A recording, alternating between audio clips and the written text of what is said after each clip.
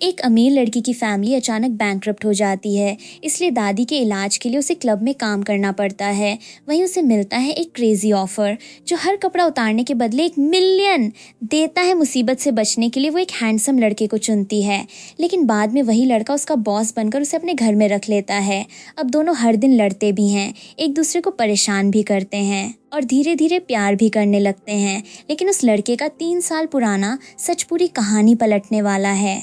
Drama की starting मो यांग से होती है, जिसकी फैमिली पूरी तरह बैंकरप्ट हो चुकी है और उसके सिर पर बहुत बड़ा कर्ज है। ऊपर से उसकी दादी हॉस्पिटल में है, जिनके इलाज के बिल्स चुकाने के लिए उसे एक क्लब में पार्ट टाइम ड्रिंक सर्व करने का काम करना पड़ता है। वहाँ कुछ आदमी उसे देखकर पूछते हैं कि क्या ये कोई रूम सर्विस वाली लड़की है। तभी उनमें से एक आदमी मो यांग की खूबसूरती और फिगर की तारीफ करते हुए कहता है कि उसका चेहरा बिल्कुल उसकी पसंद का है। वो आदमी उसके सामने एक अजीब डील रखता है, अगर मो यांग अपने शरीर से एक कपड़ा उतारेगी तो उसे 1 मिलियन युआन मिलेंगे। बाकी लोग भी इस गेम में मजे लेने लगते हैं और शर्त लगाते हैं कि मो यांग ने कितने कपड़े पहन रखे हैं। कोई तो यहाँ तक कह देता है कि उसके कपड़े काट कर गिन लेते हैं। मो यांग पहले सोचती है कि अगर यही बात 3 साल पहले किसी ने उससे कही होती तो वो 4 मिलियन उसके मुंह पर फेंक कर उसी से कपड़े उतरवा देती। लेकिन अब सिचुएशन बदल चुकी है और उसे पैसों की बहुत जरूरत है। तभी वहाँ बैठा ली हेचन भी एक कपड़े के बदले 1 मिलियन देने के लिए तैयार हो जाता है। मो यांग डील मान लेती है, लेकिन साफ कहती है कि हर कपड़ा उतारने से पहले पेमेंट उसके अकाउंट में आनी चाहिए। साथ ही ट्रांसफर करते समय लिखा जाए कि ये पैसे अपनी मर्जी से डोनेट किए गए हैं। वो कहती है कि कार्ड स्वाइप करने से ज्यादा मजा उसे पेमेंट आने की आवाज सुनने में आएगा। एक एक करके उसके अकाउंट में मिलियन युआन आने लगते हैं। मो यांग बड़ी चालाकी से अपने छोटे छोटे कपड़ों और दोनों सॉक्स को भी अलग अलग आइटम गिनवा देती है। देखते ही देखते वो बिना कोई बड़ा नुकसान उठाए 5 मिलियन युआन कमा लेती है। पैसे मिलते ही वो सबको धन्यवाद देकर वहाँ से निकलना चाहती है, लेकिन वे आदमी उसका रास्ता रोक लेते हैं। उनका कहना है कि आखिरी 2 कपड़े उतारे बिना वो नहीं जा सकती, नहीं तो वे खुद उसके कपड़े उतार देंगे। मो यांग समझ जाती है कि आज यहाँ से आसानी से निकलना पॉसिबल नहीं है। तभी वो अचानक ली हेचन की तरफ इशारा करके कहती है कि आखिरी 2 कपड़े वो सिर्फ उसे दिखाना चाहती है, इसलिए वही उसे यहाँ से अपने साथ ले जाएं। ली हेचन उससे दोबारा पूछता है कि क्या वो सच में श्योर है। उसके मजबूत शरीर को देखकर मो यांग मन ही मन मानती है कि ऐसा हैंडसम आदमी तो किसी मेल मॉडल से भी बेहतर है। आखिरकार वो बिना पीछे हटे कहती है कि हाँ, वही उसे अपने साथ ले जाए। क्लब से बाहर आने के बाद मो यांग सोचती है कि उसने ली हेचेन का सहारा सिर्फ उन आदमियों से बचकर निकलने के लिए लिया था, लेकिन अब उसकी हालत ऐसी है जैसे एक प्रॉब्लम से निकलकर वो दूसरी, उससे भी बड़ी प्रॉब्लम में फंस गई हो। ली हेचन उसे अपने साथ ले आता है और बड़े आराम से पूछता है कि पहले दोनों बैठकर बात करेंगे या पहले शावर लेंगे। उसका सवाल सुनते ही मो यांग घबरा जाती है। वो तुरंत एक बहाना बनाती है कि उसे अचानक याद आया है, घर में गैस खुली रह गई है और उसे अभी वापस जाना होगा। इतना कहकर वो वहाँ से भागने की कोशिश करती है, लेकिन ली हेचन उसका रास्ता रोक लेता है और पूछता है कि क्या वो फिर से भागने की कोशिश कर रही है।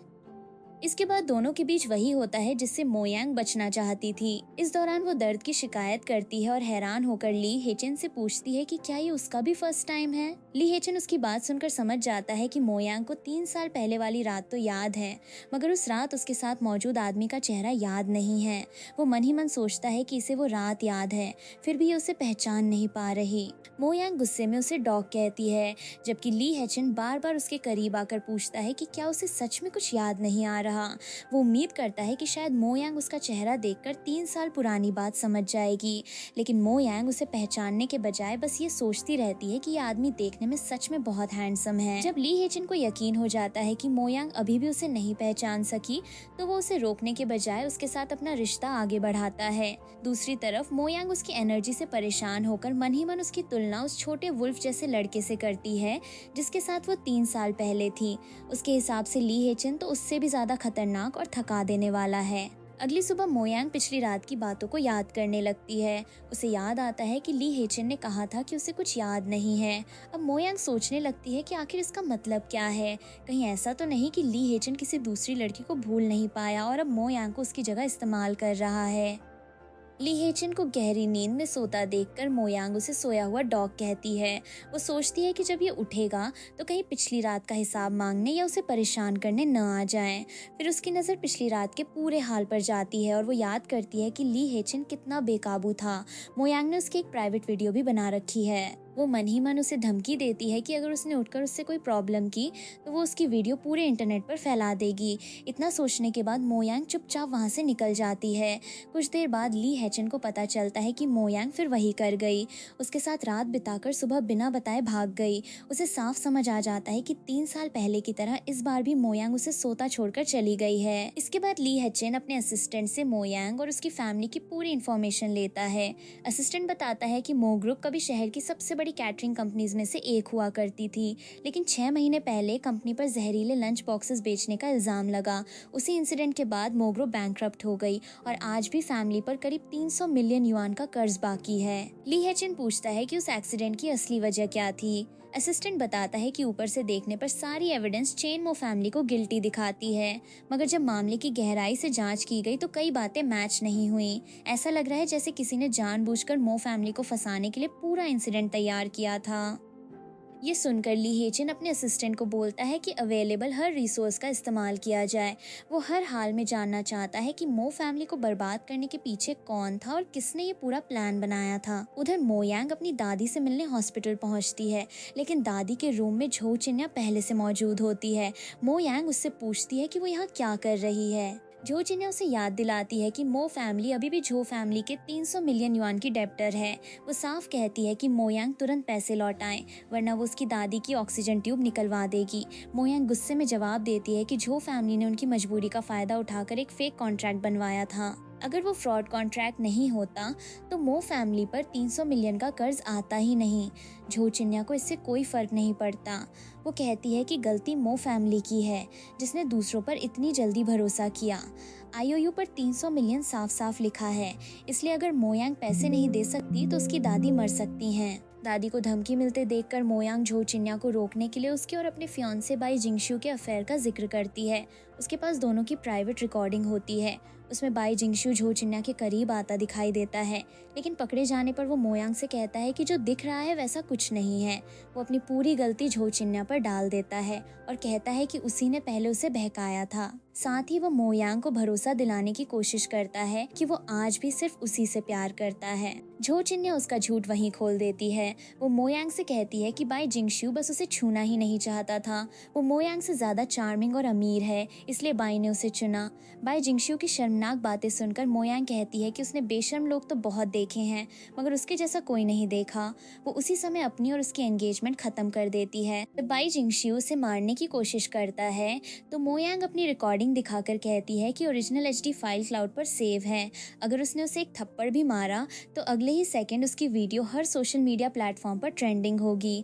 झो चिन्या मो यांग को पूरे बनने का ड्रामा बंद करने को कहती है। वो सबके सामने बताती है कि मो यांग भी एक होटल वेटर के साथ सो चुकी है। मो यांग इसे शर्माने के बजाय खुलकर कहती है कि हाँ, वो एक हैंडसम, फिट और स्ट्रॉन्ग वेटर के साथ थी और वो उसका फर्स्ट टाइम था। कम से कम उसकी पसंद बाई जिंगशू जैसी घटिया तो नहीं थी। इसके बाद मो यांग झो चिन्या को आखिरी बार बोलती है कि अगर उसने उसकी दादी को दोबारा परेशान किया तो झो चिन्या खुद उससे पहले फेमस हो जाएगी। झो चिन्या जाते जाते उसे 1 महीने का टाइम देती है। अगर उस समय तक मो यांग 100 मिलियन युआन नहीं लौटा पाई तो उसे खुद को देकर कर्ज चुकाना होगा। ली हेचन के असिस्टेंट को पता चलता है कि मो यांग ने पिछले दिन क्लब की जॉब ऑफिशियली छोड़ दी थी और फिलहाल उसके पास कोई दूसरा काम नहीं है। ये सुनकर ली हेचन सीधे पूछता है कि क्या शाओबाओ के लिए अभी तक पियानो टीचर नहीं मिली। असिस्टेंट उसी समय समझ जाता है कि ली हेचन मो यांग के लिए क्या अरेंज करना चाहता है। वो उससे कहता है कि उसे पूरी बात समझ आ गई है और वो तुरंत इस जॉब का अरेंजमेंट कर देगा।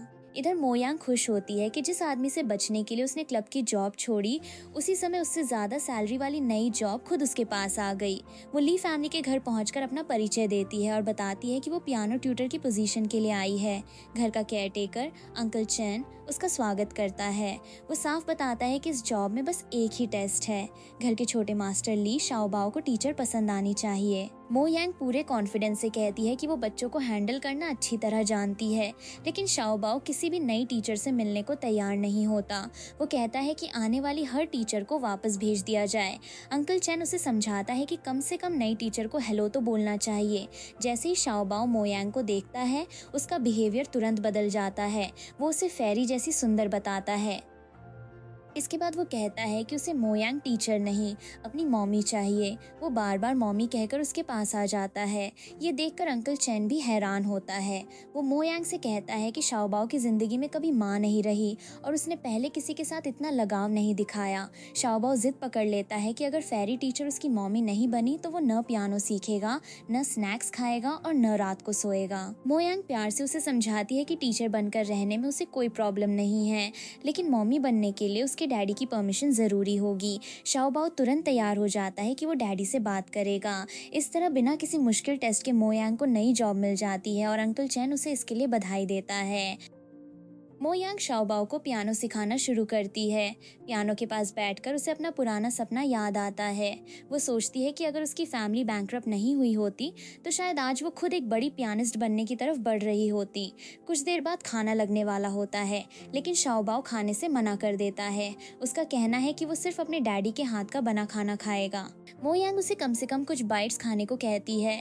फिर अंकल चैन से थोड़ी देर किचन इस्तेमाल करने की परमिशन मांगती है। वो बताती है कि उसकी फैमिली पहले रेस्टोरेंट चलाती थी, इसलिए वो शाओबाओ के लिए कुछ होम स्टाइल डिशेस बना सकती है। मोयांग के बनाए खाने की खुशबू आते ही शाओबाओ खुश हो जाता है।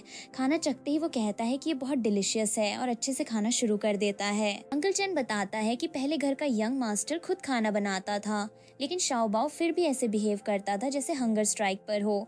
मोयांग के हाथ का खाना उसे इतनी आसानी से खाते देखकर अंकल चैन उससे पूछता है कि क्या वो पियानो क्लासेस के साथ अपने फ्री टाइम में शाओबाओ के लिए खाना भी बना सकती है। इसके बदले उसे हर महीने 50,000 युआन देने की बात होती है। मोयांग को पैसों की जरूरत होती है, इसलिए वो बिना देर किए ये एक्स्ट्रा काम भी एक्सेप्ट कर लेती है। मोयांग को लग रहा होता है कि इस घर में उसकी नई जॉब अच्छी चल रही है। तभी ली हेचिन वहाँ आ जाता है। उसे देखकर ली हेचिन कहता है कि मिस मो की जिंदगी तो काफी अच्छी चल रही है। मोयांग उसे वहाँ देखकर डर जाती है और पूछती है कि वो उसका पीछा करते हुए यहाँ तक क्यों आया। जब ली हेचिन उसके करीब बढ़ता है तो मोयांग उसे वार्निंग देती है कि वो और आगे न आए। फिर पूरे कॉन्फिडेंस से उसे घर से बाहर निकलने को कहती है। ली हेचिन आराम से जवाब देता है कि ये उसी का घर है, इसलिए बाहर मोयांग को जाना चाहिए। लेकिन मोयांग को लगता है कि ली फैमिली का हेड अक्सर विदेश रहता है और ली हेचिन बस उसे डराने के लिए झूठ बोल रहा है। अपना बचाव करने के लिए वो दावा कर देती है कि उसका हस्बैंड और बेटा ऊपर सो रहे हैं। अगर ली हेचिन ने कुछ गलत किया तो उसके खिलाफ घर में घुसने का केस हो सकता है। ली हेचिन उससे पूछता है कि अगर वो शादीशुदा है तो 2 रात पहले उसके पास क्यों आई थी। साथ ही वो जानना चाहता है कि क्या उसके हस्बैंड को मालूम है कि ली हेचिन कौन है। मोयांग बिना सोचे कहती है कि उसका हस्बैंड बहुत इजी गोइंग है और उसे कोई प्रॉब्लम नहीं होगी। ली हेचिन पूछता है कि अगर उसका हस्बैंड उसे मोयांग को किस करते देखे तब भी क्या वो इतना इजी गोइंग रहेगा। मोयांग उसे डराने के लिए कहती है कि उसका हस्बैंड बहुत पावरफुल है और एक उंगली से ली हेचिन को कुचल सकता है। ली हेचिन मजाक में पूछता है कि दोनों में से बेड पर ज्यादा पावरफुल कौन है। मोयांग तुरंत अपने इमेजिनरी हस्बैंड का नाम लेती है। तभी ली हेचिन उसे याद दिलाता है कि उसका फर्स्ट टाइम उसी के साथ था। ये सुनकर मोयांग हैरान हो जाती है, क्योंकि उसके हिसाब से उसका फर्स्ट टाइम 3 साल पहले एक होटल वेटर के साथ हुआ था। वो सोचती है कि ली हेचिन शायद क्लब वाली रात को उसका फर्स्ट टाइम समझ रहा है। दूसरी तरफ ली हेचिन समझ जाता है कि वो अब तक उसे 3 साल पहले वाला वेटर नहीं पहचान सकी। मोयांग अपने झूठे हस्बैंड का नाम लेकर मदद के लिए चिल्लाने लगती है, लेकिन ऊपर से कोई जवाब नहीं आता। ली हेचिन उसे कहता है कि उसने आवाज लगा ली, फिर भी घर में कोई हस्बैंड दिखाई नहीं दे रहा। मोयांग खुद को बुरी तरह फंसा हुआ पाती है। वो अंकल चैन को भी इशारे से बुलाने की कोशिश करती है, मगर अंकल चैन उसकी मदद नहीं करता। आखिर मोयांग बेडरूम का दरवाजा बाहर से नहीं खोल पाती। ली हेचिन उससे पूछता है कि अगर ये उसी का घर है तो वो अपना बेडरूम तक क्यों नहीं खोल सकती। मोयांग तब पूछती है कि क्या ये सच में ली हेचिन का घर है। शाओबाओ के बारे में सोचते हुए उसे लगता है कि ली हेचिन ही उसका फादर है। मोयांग के मुंह से शाओबाओ का नाम सुनते ही ली हेचिन साफ कर देता है कि शाओबाओ उसका बेटा नहीं है, मगर मोयांग को अब भी लगता है कि इस पूरी जॉब के पीछे ली हेचिन का प्लान था। वो कहती है कि उसने क्लब छोड़ने के बाद एक ज्यादा सैलरी वाली जॉब आते ही शक क्यों नहीं किया। मोयांग उस पर इल्जाम लगाती है कि उसने एक फेक बेटा तैयार किया, हाई सैलरी का लालच देकर उसे यहाँ बुलाया और फिर खुद कुछ दिनों तक घर नहीं आया ताकि उसका डाउट खत्म हो जाए। इसके बाद वो रात को अचानक आया और उसे ट्रैप कर लिया। वो ली हेचिन को चालाक और बुरा आदमी कहकर उससे दूर होने की कोशिश करती है। ली हेचन मजाक में कहता है कि औरतों को बैडमैन पसंद होते हैं। होटल में भी मोयांग को वही बुरा आदमी काफी पसंद आ रहा था। मोयांग उसके चार्म से बचने की कोशिश करते हुए पूछती है कि आखिर उसने उसे ही क्यों चुना। क्या उसे मोयांग का चेहरा पसंद आ गया या फिर वो उससे बदला लेना चाहता है। वो पूछती है कि क्या ली हेचन वही इंसान है जो मो फैमिली के पॉइजन लंच बॉक्स इंसिडेंट में विक्टिम बना था। ली हेचन उसकी बात सुनकर फिर सोचता है कि मो यांग को सच में उसका पुराना चेहरा याद नहीं है। मो यांग जल्दी से अपनी फैमिली की सफाई देना चाहती है। वो कहती है कि मो फैमिली को फंसाया गया था और उनके पास अपनी बेगुनाही साबित करने के लिए काफी सॉलिड एविडेंस है। लेकिन ली हेचन उसे चुप करा देता है और बोलता है कि अगर उसने एक और गलत बात कही तो वो दोबारा वही करेगा जो पहले कर चुका है। मो यांग बचने के लिए उसे अपनी रिकॉर्डिंग और फोटोज की धमकी देती है। वो कहती है कि उसने उसकी क्लियर प्राइवेट फोटोज ली हैं और अगर उसने दोबारा कुछ किया तो वो उन्हें इंटरनेट पर फैला देगी। मगर ली हेचन डरने के बजाय पूछता है कि क्या मो यांग को ऐसी फोटोज लेना पसंद है। वो उसे अपना पूरा शरीर कई बार रिकॉर्ड करने का मौका देने के लिए भी तैयार हो जाता है। मो यांग हैरान रह जाती है कि उस पर धमकी का कोई असर नहीं हुआ। उल्टा उसकी नजर ली हेचन के अच्छे फिगर पर चली जाती है। ली हेचन उससे पूछता है कि फोटोज के लिए उसे कोऑपरेशन चाहिए क्या। इसके बाद दोनों के बीच फिर खींचतान शुरू हो जाती है। ली हेचन मो यांग से पूछता है कि अब उसे उसकी ताकत समझ आई या नहीं। वो कहता है कि मो यांग के अंदर काफी एनर्जी बाकी लग रही है और उम्मीद करता है कि इस बार वो पिछली बार की तरह जल्दी थकेगी नहीं। मो यांग उसे बास्टर्ड कहती है और शिकायत करती है कि उसने पिछली रात कई बार रुकने को कहा था, मगर ली हेचन ने उसकी बात नहीं सुनी। वो पूछती है कि क्या वो जानबूझकर बहरा बनने का ड्रामा कर रहा था। ली हेचन कहता है कि पिछली रात मो यांग की आवाज बैठ गई थी, इसलिए अब उसे अपनी एनर्जी और गला दोनों बचाकर रखने चाहिए। जब मो यांग कहती है कि पिछली रात के कारण वो ऑलरेडी थक चुकी है और आज सब कुछ उसकी बात के हिसाब से होना चाहिए, तो ली हेचन फिर तैयार हो जाता है। परेशान होकर मो यांग उसे डराती है कि वो उसके गलत इरादों का हमेशा के लिए इलाज कर सकती है। उसका इलाज ये होगा कि ली हेचन दोबारा किसी काम के लायक ही न रहे। ली हेचन उसकी वार्निंग से नहीं रुकता। आखिर मो यांग हार मानकर उससे मर्सी मांगती है। उसकी हालत देखकर ली हेचन कहता है कि अब उसे लेसन मिल गया होगा और उसे परेशान न होकर जाकर वॉश करना चाहिए। मो यांग ठीक से बैठ भी नहीं पा रही होती। ली हेचन उससे पूछता है कि क्या उसे उसकी हेल्प चाहिए। मो यांग मन में सोचती है कि अगर उसने हेल्प मांग ली तो शायद लंच तो क्या डिनर तक खाने का मौका नहीं मिलेगा, इसलिए वो तुरंत मना कर देती है और कहती है कि वो बिल्कुल ठीक है, सब कुछ खुद कर सकती है। अंदर ही अंदर मो यांग उसी दिन जॉब छोड़ने का डिसीजन ले लेती है। उसका मानना है कि अगर वो इस घर में थोड़े दिन और रही तो उसका पूरा शरीर जवाब दे देगा। मो यांग कमरे से बाहर आती है तो शाओबाओ खुश होकर कहता है कि टीचर मो आखिर उठ गई। ली हेचन तुरंत उसे मो यांग से दूर रहने को कहता है क्योंकि आज उसकी तबीयत ठीक नहीं है। शाओबाओ को शक हो जाता है कि रात को उसके सेकंड अंकल ने टीचर को परेशान किया होगा। वो ली हेचन से पूछता है कि क्या उसने पिछली रात टीचर मो को मारा था। शाओबाओ कहता है कि उसने मो यांग की बहुत तेज चीखें सुनी थी। मो यांग घबराकर कहती है कि उसने गलत सुना था और उसके सेकंड अंकल ने उसे बिल्कुल परेशान नहीं किया। तभी ली हेचन उसे और शर्मिंदा करते हुए कहता है कि इस घर की साउंड प्रूफिंग बहुत अच्छी है। इसके बाद भी अगर शाओबाओ ने उसकी आवाज़ सुन ली तो इसका मतलब मो यांग ने पिछली रात काफ़ी एंजॉय किया होगा। मो यांग तुरंत बात बदलकर शाओबाओ को ब्रेकफास्ट कराने ले जाती है और उसके लिए श्रिम्प स्टीम्ड एग बनाने का वादा करती है। खाना खाते समय मो यांग शाओबाओ से पूछती है कि वो ली हेचन को सेकेंड अंकल क्यों बुला रहा था। शाओबाओ बताता है कि ली हेचन उसका फादर नहीं बल्कि सेकेंड अंकल है। उसका असली फादर बिजनेस ट्रिप के कारण विदेश गया हुआ है और उसने ली हेचन को शाओबाओ की केयर करने के लिए कहा था। शाओबाओ अपने सेकंड अंकल को बहुत स्मार्ट, काइंड और हैंडसम बताता है। फिर वो कहता है कि उसका डैडी तो ली हेचन से भी ज्यादा स्मार्ट, हैंडसम और काइंड है। उसके डैडी को पियानो बजाना भी आता है, इसलिए टीचर मो और उसके डैडी की जोड़ी परफेक्ट रहेगी। इसके बाद शाओबाओ मो यांग से अपने डैडी का कांटेक्ट ऐड करने के लिए कहता है, लेकिन ली हेचन बीच में आकर शाओबाओ की वॉच उतरवा देता है और बहाना बनाता है कि इसमें रेडिएशन है। फिर वो उसे जल्दी से जाकर पियानो प्रैक्टिस करने को कह देता है। थोड़ी देर बाद मो यांग ली हेचन को साफ साफ बता देती है कि वो ये जॉब छोड़ रही है और इसी समय घर से जाएगी। ली हेचन उससे रेजिग्नेशन की वजह पूछता है।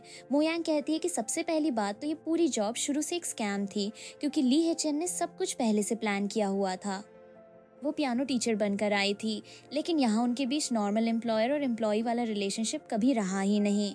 इसके बाद वो पिछली रात के बिहेवियर के लिए ली हेचन को बेहद घटिया आदमी बताती है। ली हेचन उल्टा उसे याद दिलाता है कि टीचर मो खुद भी पिछली रात काफ़ी खुश लग रही थी। वो अपनी पीठ पर मो यांग के बनाए निशान दिखाकर कहता है कि उसने भी कम मेहनत नहीं की। मोयांग शर्म के कारण खुद से कहती है कि जब तक वो उन निशानों को नहीं देखेगी तब तक मानेगी ही नहीं कि कुछ हुआ था। लेकिन चाहे कुछ भी हो, अब वो इस घर में नहीं रह सकती। वो डिशेस वॉश कर लेगी, फ्लायर्स बांट लेगी या फूड डिलीवरी कर लेगी, मगर यहाँ दोबारा नहीं रुकेगी। ली हेचन बड़ी आसानी से कहता है कि अगर वो जाना चाहती है तो जा सकती है, क्योंकि वो किसी को फोर्स नहीं करता। मोयांग खुश होकर पैकिंग करने जाती है। तभी ली हेचन उसे याद दिलाता है कि जाने से पहले कॉन्ट्रैक्ट की पेनल्टी भरनी होगी। मोयांग हैरान होकर पूछती है कि कैसी पेनल्टी। ली हेचन बताता है कि उसने कॉन्ट्रैक्ट साइन करने से पहले उसे ठीक से पढ़ा नहीं था। पियानो टीचर वाले लॉन्ग टर्म कॉन्ट्रैक्ट में साफ लिखा है कि बीच में जॉब छोड़ने पर उसे 25 मिलियन युआन देने होंगे। साथ ही उसने खाना बनाने का भी अलग कॉन्ट्रैक्ट साइन किया था, जिसकी पेनल्टी भी 25 मिलियन है। दोनों मिलाकर उसे 50 मिलियन युआन चुकाने होंगे। मोयांग कॉन्ट्रैक्ट देखकर भड़क जाती है। वो ली हेचन पर जानबूझकर फ्रॉड करने का इल्जाम लगाती है और पेपर्स फाड़ देती है, मगर ली हेचन बताता है कि उसके पास ओरिजिनल के अलावा कॉपीज, स्कैन्ड कॉपीज और बैकअप कॉपीज भी मौजूद हैं। वो कहता है कि मोयांग पर पहले ही 300 मिलियन का डेट है। अगर उसमें ये 50 मिलियन और जुड़ गए तो उसका कर्ज और बढ़ जाएगा। मोयांग समझ जाती है कि वो अभी और डेट नहीं ले सकती। मजबूरी में वो जॉब छोड़ने का डिसीजन वापस लेती है, लेकिन मन ही मन कहती है कि अगर ली हेचन उसे अपने घर में रोकने पर इतना अड़ा है तो अब उसे भी यहाँ शांति से रहने नहीं दिया जाएगा। वो ली हेचन को कहती है कि बस इंतजार करे, क्योंकि उसे रोकने की कीमत उसे जरूर चुकानी पड़ेगी। अपने कहे के मुताबिक मोयांग शाओबाओ के साथ मिलकर ली हेचन को परेशान करने का प्लान शुरू कर देती है। वो उसके लिए खास चीज तैयार करती है और शाओबाओ के साथ वसाबी डालने की बात करती है। दोनों चाहते हैं कि ली हेचन को वसाबी की तेज स्मेल अच्छे से महसूस हो, लेकिन ली हेचन उनकी हर ट्रिक समझ चुका होता है। वो मोयांग से पूछता है कि उसे इस तरह टीज करने में इतना मजा क्यों आता है। मोयांग मासूम बनकर कहती है कि उसे समझ नहीं आ रहा वो किस बारे में बात कर रहा है। तब ली हेचन उसकी सारी ट्रिक्स गिना देता है। पहले उसने स्पाइसी सूप दिया, फिर टूथपेस्ट में वसाबी मिलाई और अब शुगर की जगह सॉल्ट डाल रही है। वो पूछता है कि मोयांग के पास इतनी सारी ट्रिक्स आती कहाँ से हैं। मोयांग साफ कहती है कि जब ली हेचन अनफेयर कॉन्ट्रैक्ट के सहारे उसे चीट करेगा तो वो भी अपना बचाव करेगी। ली हेचन जवाब देता है कि उसने उसे बार बार परेशान किया है, इसलिए अब उसे उसकी भरपाई करनी चाहिए। जब वो पूछता है कि मोयांग उसे कैसे कॉम्पेंसेट करेगी, तो मोयांग खुद उल्टा उसी से पूछती है कि आखिर उसे कैसी कॉम्पेंसेशन चाहिए। कुछ समय बाद ली हेचन के इरादे फिर साफ हो जाते हैं। मोयांग कहती है कि वो कॉम्पेंसेशन नहीं चाहता, बल्कि बस कुछ नया ट्राई करना चाहता है। ली हेचन बिना मना किए पूछता है कि वो किस तरह का नया गेम खेलना चाहती है। मोयांग बताती है कि उसने सुना है आंखों पर ब्लाइंडफोल्ड बांध दिया जाए तो बाकी सेंसेस ज्यादा सेंसिटिव हो जाते हैं। उसकी बात सुनते ही ली हेचन उसी आइडिया को पकड़ लेता है और उसे ट्राई करने के लिए तैयार हो जाता है। अगली बार मोयांग ली हेचन को पूरे दिन गहरी नींद में छोड़कर सुबह जल्दी अपनी दादी से मिलने हॉस्पिटल निकल जाती है। जब ली हेचन उठता है तो उसे मोयांग घर में दिखाई नहीं देती। वो अंकल चैन से पूछता है कि मोयांग कहाँ गई हैं। अंकल चैन बताता है कि मिस मो हॉस्पिटल में अपने एक्स फियांसे से मिलने गई हैं। एक्स फियांसे का नाम सुनते ही ली हेचन का मूड बदल जाता है। वो तुरंत कार तैयार करने को कहता है और खुद हॉस्पिटल जाने का डिसीजन लेता है। हॉस्पिटल पहुंची मोयांग को बाई जिंगशु फिर घेर लेता है। वो कहता है कि उसने आखिर मोयांग को ढूंढ लिया और अब दोनों को फिर से रिलेशनशिप में आ जाना चाहिए। उसे वापस पाने के लिए वो मो फैमिली का पूरा 300 मिलियन युआन का डेट चुकाने का ऑफर देता है। साथ ही भरोसा दिलाता है कि वो मोयांग के साथ बुरा बिहेवियर नहीं करेगा। मोयांग उसे याद दिलाती है कि उसकी फियांसे झो चिन्या कितनी जेनरस है, जो शायद उसे दूसरी औरत रखने पर भी कुछ नहीं बोलेगी। वो पूछती है कि क्या बाई जिंगशु अपना चेहरा झो चिन्या के बेड पर छोड़कर आया है। मोयांग उससे साफ कहती है कि वो उसे डिस्गस्टिंग लगता है और उससे दूर रहे, लेकिन बाई जिंगशु उसका हाथ पकड़कर कहता है कि अब वो मो फैमिली की अमीर यंग लेडी नहीं रही। आज वो बस क्लब में मुस्कुराकर ड्रिंक सर्व करने वाली लड़की है। वो अपनी चीटिंग का ब्लेम भी मोयांग पर डाल देता है। उसका कहना है कि अगर मोयांग हमेशा इतनी कोल्ड नहीं रहती तो वो झो चिन्या के पास नहीं जाता। उसने बस वही मिस्टेक की जो दुनिया का हर आदमी करता है। जब मोयांग उससे छूटने की कोशिश करती है तभी ली हेचन वहां आकर बाई जिंगशु को रोक देता है। बाई उसे धमकाता है कि उसकी फियांसे झो ग्रुप की हायरेस है और वो ली हेचन को लेसन सिखवा सकती है। ली हेचन जवाब देता है कि बाई और झो यहाँ डॉग्स की तरह आवाज करने के भी लायक नहीं हैं। वो बाई से कहता है कि जब उसकी फियांसे मौजूद है तो उसे उसी के पैसों पर जीना चाहिए। अगर उसने दोबारा मो यांग को परेशान किया तो अगली बार सिर्फ उसका हाथ खराब नहीं होगा। ली हेचन उसकी बात समझ आने तक वार्निंग देता है और उसे वहाँ से हटवा देता है। बाई के जाने के बाद ली हेचन मो यांग से पूछता है कि वो उसके जैसा आदमी घर में छोड़कर सुबह सुबह इस घटिया इंसान से मिलने क्यों आई। वो मो यांग की पसंद को बहुत खराब बताता है। मो यांग सफाई देती है कि वो बाई से मिलने नहीं, अपनी दादी से मिलने आई थी। ली हेचन कहता है कि बेहतर होगा वो सच बोल रही हो, नहीं तो उसे जेलसी होगी। इसके बाद वो हॉस्पिटल में सबके सामने मो यांग के करीब आने लगता है। मो यांग उसे छोड़ने को कहती है क्योंकि आसपास बहुत लोग हैं, मगर ली हेचन कहता है कि जब दोनों के बीच पहले ही इतना डीप रिलेशनशिप बन चुका है तो लोगों के देखने से क्या फर्क पड़ता है। इसी खींचतान के दौरान मो यांग रिफ्लेक्स में ऐसा करती है कि ली हेचन की नोज से ब्लड आने लगता है। वो उसे रोकने की कोशिश करती है और पूछती है कि वो उसे क्यों देख रहा है। उसका कहना है कि जब ली हेचन ने उसे छोड़ा ही नहीं तो उसने इंस्टिंक्ट में रिएक्शन दिया। तभी ली हेचन का असिस्टेंट कुछ डॉक्यूमेंट्स लेकर आता है। वो बताता है कि सारे प्रोसीजर्स और एग्रीमेंट्स तैयार हैं, बस मो यांग को साइन करना है। पेपर्स देखकर मो यांग को पता चलता है कि ली हेचन उसकी दादी को स्पेशल केयर वार्ड में ट्रांसफर करवा रहा है। असिस्टेंट बताता है कि ली हेचन ने दुनिया के टॉप मेडिकल एक्सपर्ट्स को ग्रैंडमा मो के ट्रीटमेंट के लिए बुलाया है। इसके अलावा प्रोफेशनल सिक्योरिटी स्टाफ 24 घंटे शिफ्ट्स में तैनात रहेगा ताकि कोई अनऑथराइज्ड इंसान ग्रैंडमा को परेशान न कर सके। अब झो चिन्या या उसका कोई आदमी उनकी दादी के पास आसानी से नहीं पहुंच पाएगा। असिस्टेंट मो यांग से कहता है कि अब वो ग्रैंडमा की सेफ्टी को लेकर आराम से रह सकती है। ली हेचन ने उसकी दादी के लिए इतना कुछ किया है, ये जानकर मो यांग की धड़कन तेज हो जाती है। वो खुद से पूछती है कि उसका दिल इतनी तेजी से क्यों धड़क रहा है। मन ही मन वो मान लेती है कि ली हेचन सच में थोड़ा टेम्पटिंग लग रहा है। ली हेचन उसके चेहरे से समझ जाता है कि वो उसकी हेल्प से प्रभावित हुई है। वो पूछता है कि अगर मो यांग को उसकी बात छू गई है तो क्या वो बदले में कोई रिवॉर्ड मांग सकता है। उसकी बात सुनते ही मो यांग तुरंत अपने इमोशंस छिपा लेती है। वो कहती है कि वो बिल्कुल भी प्रभावित नहीं हुई और कुछ सेकंड्स पहले ली हेचन के बारे में जो अच्छा सोचा था वो सब वापस लेती है। हॉस्पिटल से वापस आते ही शाओबाओ दौड़कर मो यांग का स्वागत करता है। वो कहता है कि टीचर मो आखिर लौट आई, जबकि वो काफी देर से उनका इंतजार कर रहा था। मो यांग प्यार से पूछती है कि आज उसने पियानो की प्रैक्टिस अच्छे से की या नहीं। शाओबाओ पूरे कॉन्फिडेंस से कहता है कि आज उसने बहुत अच्छी प्रैक्टिस की है। वो चाहता है कि टीचर मो उसका पियानो चेक करें और फिर उसके लिए कुछ डिलीशियस बनाएं। वो खुशी से मो यांग के पास आकर उससे चिपक जाता है। दोनों को इतना करीब देखकर ली हेचन फिर जेलस हो जाता है। वो शाओबाओ को नाम लेकर बुलाता है और कहता है कि उसने उसे कई बार समझाया है, लड़के और लड़कियां अलग होते हैं, इसलिए उसे किसी लड़की से इस तरह नहीं चिपकना चाहिए। मो यांग को उसकी बात बेकार लगती है। वो ली हेचन से कहती है कि शाओबाओ केवल 5 साल का बच्चा है, इसलिए उसके सामने इस तरह की बातें करने की कोई जरूरत नहीं। इसके बाद वो शाओबाओ को बताती है कि उसने उसकी अच्छी पियानो प्रैक्टिस के रिवॉर्ड में उसका फेवरेट पडिंग बनाया है। शाओबाओ खुद को अभी भी छोटा बेबी बताता है। फिर बड़े प्यार से पूछता है कि क्या टीचर मो उससे सबसे ज्यादा प्यार करती हैं। मो यांग भी उसे खुश करने के लिए कहती है कि हाँ, वो ली शाओबाओ से ही सबसे ज्यादा प्यार करती है, लेकिन उसकी यही बात ली हेचन को बिल्कुल पसंद नहीं आती। मो यांग जैसे ही शाओबाओ को दोबारा अपने सबसे प्यारे बच्चे की तरह बुलाती है, ली हेचन उसे पकड़कर शाओबाओ से दूर ले जाने लगता है। मो यांग तुरंत समझ जाती है कि इस आदमी को अब एक 5 साल के बच्चे से भी जेलसी होने लगी है।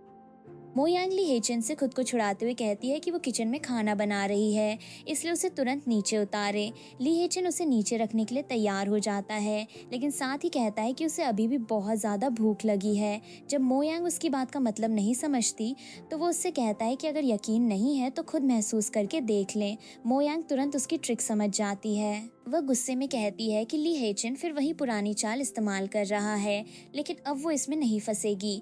मो यांग उसे दूर रहने और उसे छोड़ने को कहती है। ली हेचन मानने के बजाय जवाब देता है कि अगर पुरानी ट्रिक अब काम नहीं करेगी तो दोनों कुछ नया ट्राई कर सकते हैं। वो फिर मो यांग को उठाकर अपने साथ ले जाने लगता है। मो यांग कहती है कि उसे अभी खाना बनाना है और वो ली हेचन के रूम में जाकर आराम नहीं करना चाहती। ली हेचन कहता है कि टीचर मो अभी बहुत थकी हुई हैं, इसलिए वो उन्हें वापस बेडरूम में ले जाकर आराम करवाएगा। मो यांग उसकी बात का असली मतलब समझते हुए लगातार उसे नीचे रखने के लिए कहती है। तभी शाओबाओ दोनों को देख लेता है। वो अपने सेकंड अंकल पर टीचर मो को दोबारा परेशान करने का इल्जाम लगाता है और उसे तुरंत नीचे रखने को कहता है। मो यांग भी शाओबाओ की बात का फायदा उठाकर कहती है कि वो बिल्कुल ठीक है, बस उसका पैर थोड़ा मुड़ गया है। ली हेचिन शाओबाओ को समझाता है कि एडल्ट्स को कुछ जरूरी काम करना है और बच्चों को उनकी बातों के बीच नहीं आना चाहिए, लेकिन शाओबाओ टीचर मो को अकेला छोड़ने के लिए तैयार नहीं होता। वो कहता है कि उसे उनकी रक्षा करनी है। आखिर ली हेचिन उसे चॉकलेट आइसक्रीम देने की डील रखता है। आइसक्रीम का नाम सुनते ही शाओबाओ का डिसीजन बदल जाता है। वो तुरंत कहता है कि सेकंड अंकल सही कह रहे हैं, जब एडल्ट जरूरी बात कर रहे हो तब बच्चों को उन्हें डिस्टर्ब नहीं करना चाहिए। शाओबाओ आइसक्रीम लेने चला जाता है और मो यांग फिर ली हेचिन के साथ अकेली रह जाती है। वो उसे वार्निंग देती है कि वो और करीब न आए, साथ ही साफ कहती है कि इस बार वो उसकी किसी ट्रिक में नहीं फंसेगी। ली हेचिन मो यांग से पूछता है कि क्या वो सच में इतनी डिटर्मिन्ड है। वो उसे आंखें खोलकर अपनी तरफ देखने को कहता है, लेकिन मो यांग जानती है कि ली हेचिन का चेहरा देखने के बाद उसका कॉन्फिडेंस कमजोर पड़ सकता है। वो आंखें बंद करके खुद को समझाती है कि सुंदर चेहरा देखकर बहकना नहीं है। वो बार बार अपने मन को कंट्रोल करने की कोशिश करती है और कहती है कि उसे इस फॉक्स जैसे आदमी के चार्म से बचना होगा। तभी ली हेचिन उसकी आंखों पर ब्लाइंडफोल्ड बांध देता है। मो यांग पूछती है कि उसने उसकी आंखें क्यों ढकी हैं। ली हेचिन उसे उसकी अपनी कही बात याद दिलाता है। मो यांग ने ही कहा था कि आंखें ढकने के बाद बाकी सेंसेस ज्यादा शार्प हो जाती हैं। ली हेचिन उसी आइडिया को उसके साथ ट्राई करना चाहता है। मो यांग साफ मना करती है और पूछती है कि उसके साथ कौन ऐसा एक्सपेरिमेंट करना चाहता है। ली हेचिन उसे बार बार टीचर मो कहकर मनाने लगता है।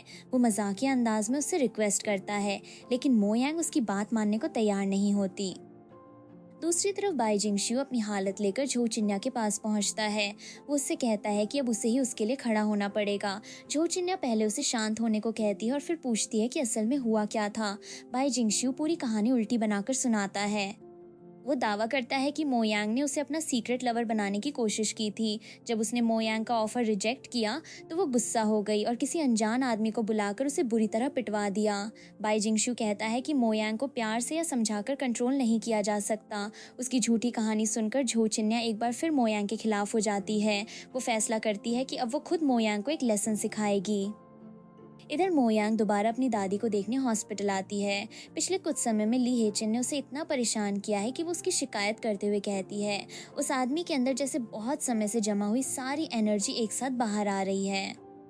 उसकी वजह से मो यांग की कमर तक जवाब देने लगी है। वहीं नर्स यांग उसे ग्रैंडमा की कंडीशन के बारे में एक अच्छी खबर देती है। वो बताती है कि ग्रैंडमा के सभी वाइटल साइंस स्टेबल हैं और उनकी ब्रेन वेव्स में भी मूवमेंट दिखाई दे रही है। इसका मतलब है कि उनके होश में आने की पॉसिबिलिटी पहले से काफी बढ़ गई है। ये सुनकर मो यांग बहुत खुश होती है। नर्स यांग आगे बताती है कि ये इम्प्रूवमेंट ली हेचिन की वजह से पॉसिबल हुई है। उसने दुनिया के टॉप एक्सपर्ट से कॉन्टैक्ट किया और ग्रैंडमा का ट्रीटमेंट प्लान बदलवाया। अगर वही पुराना ट्रीटमेंट चलता रहता तो उनकी हालत में इतनी जल्दी इम्प्रूवमेंट आना बहुत मुश्किल था।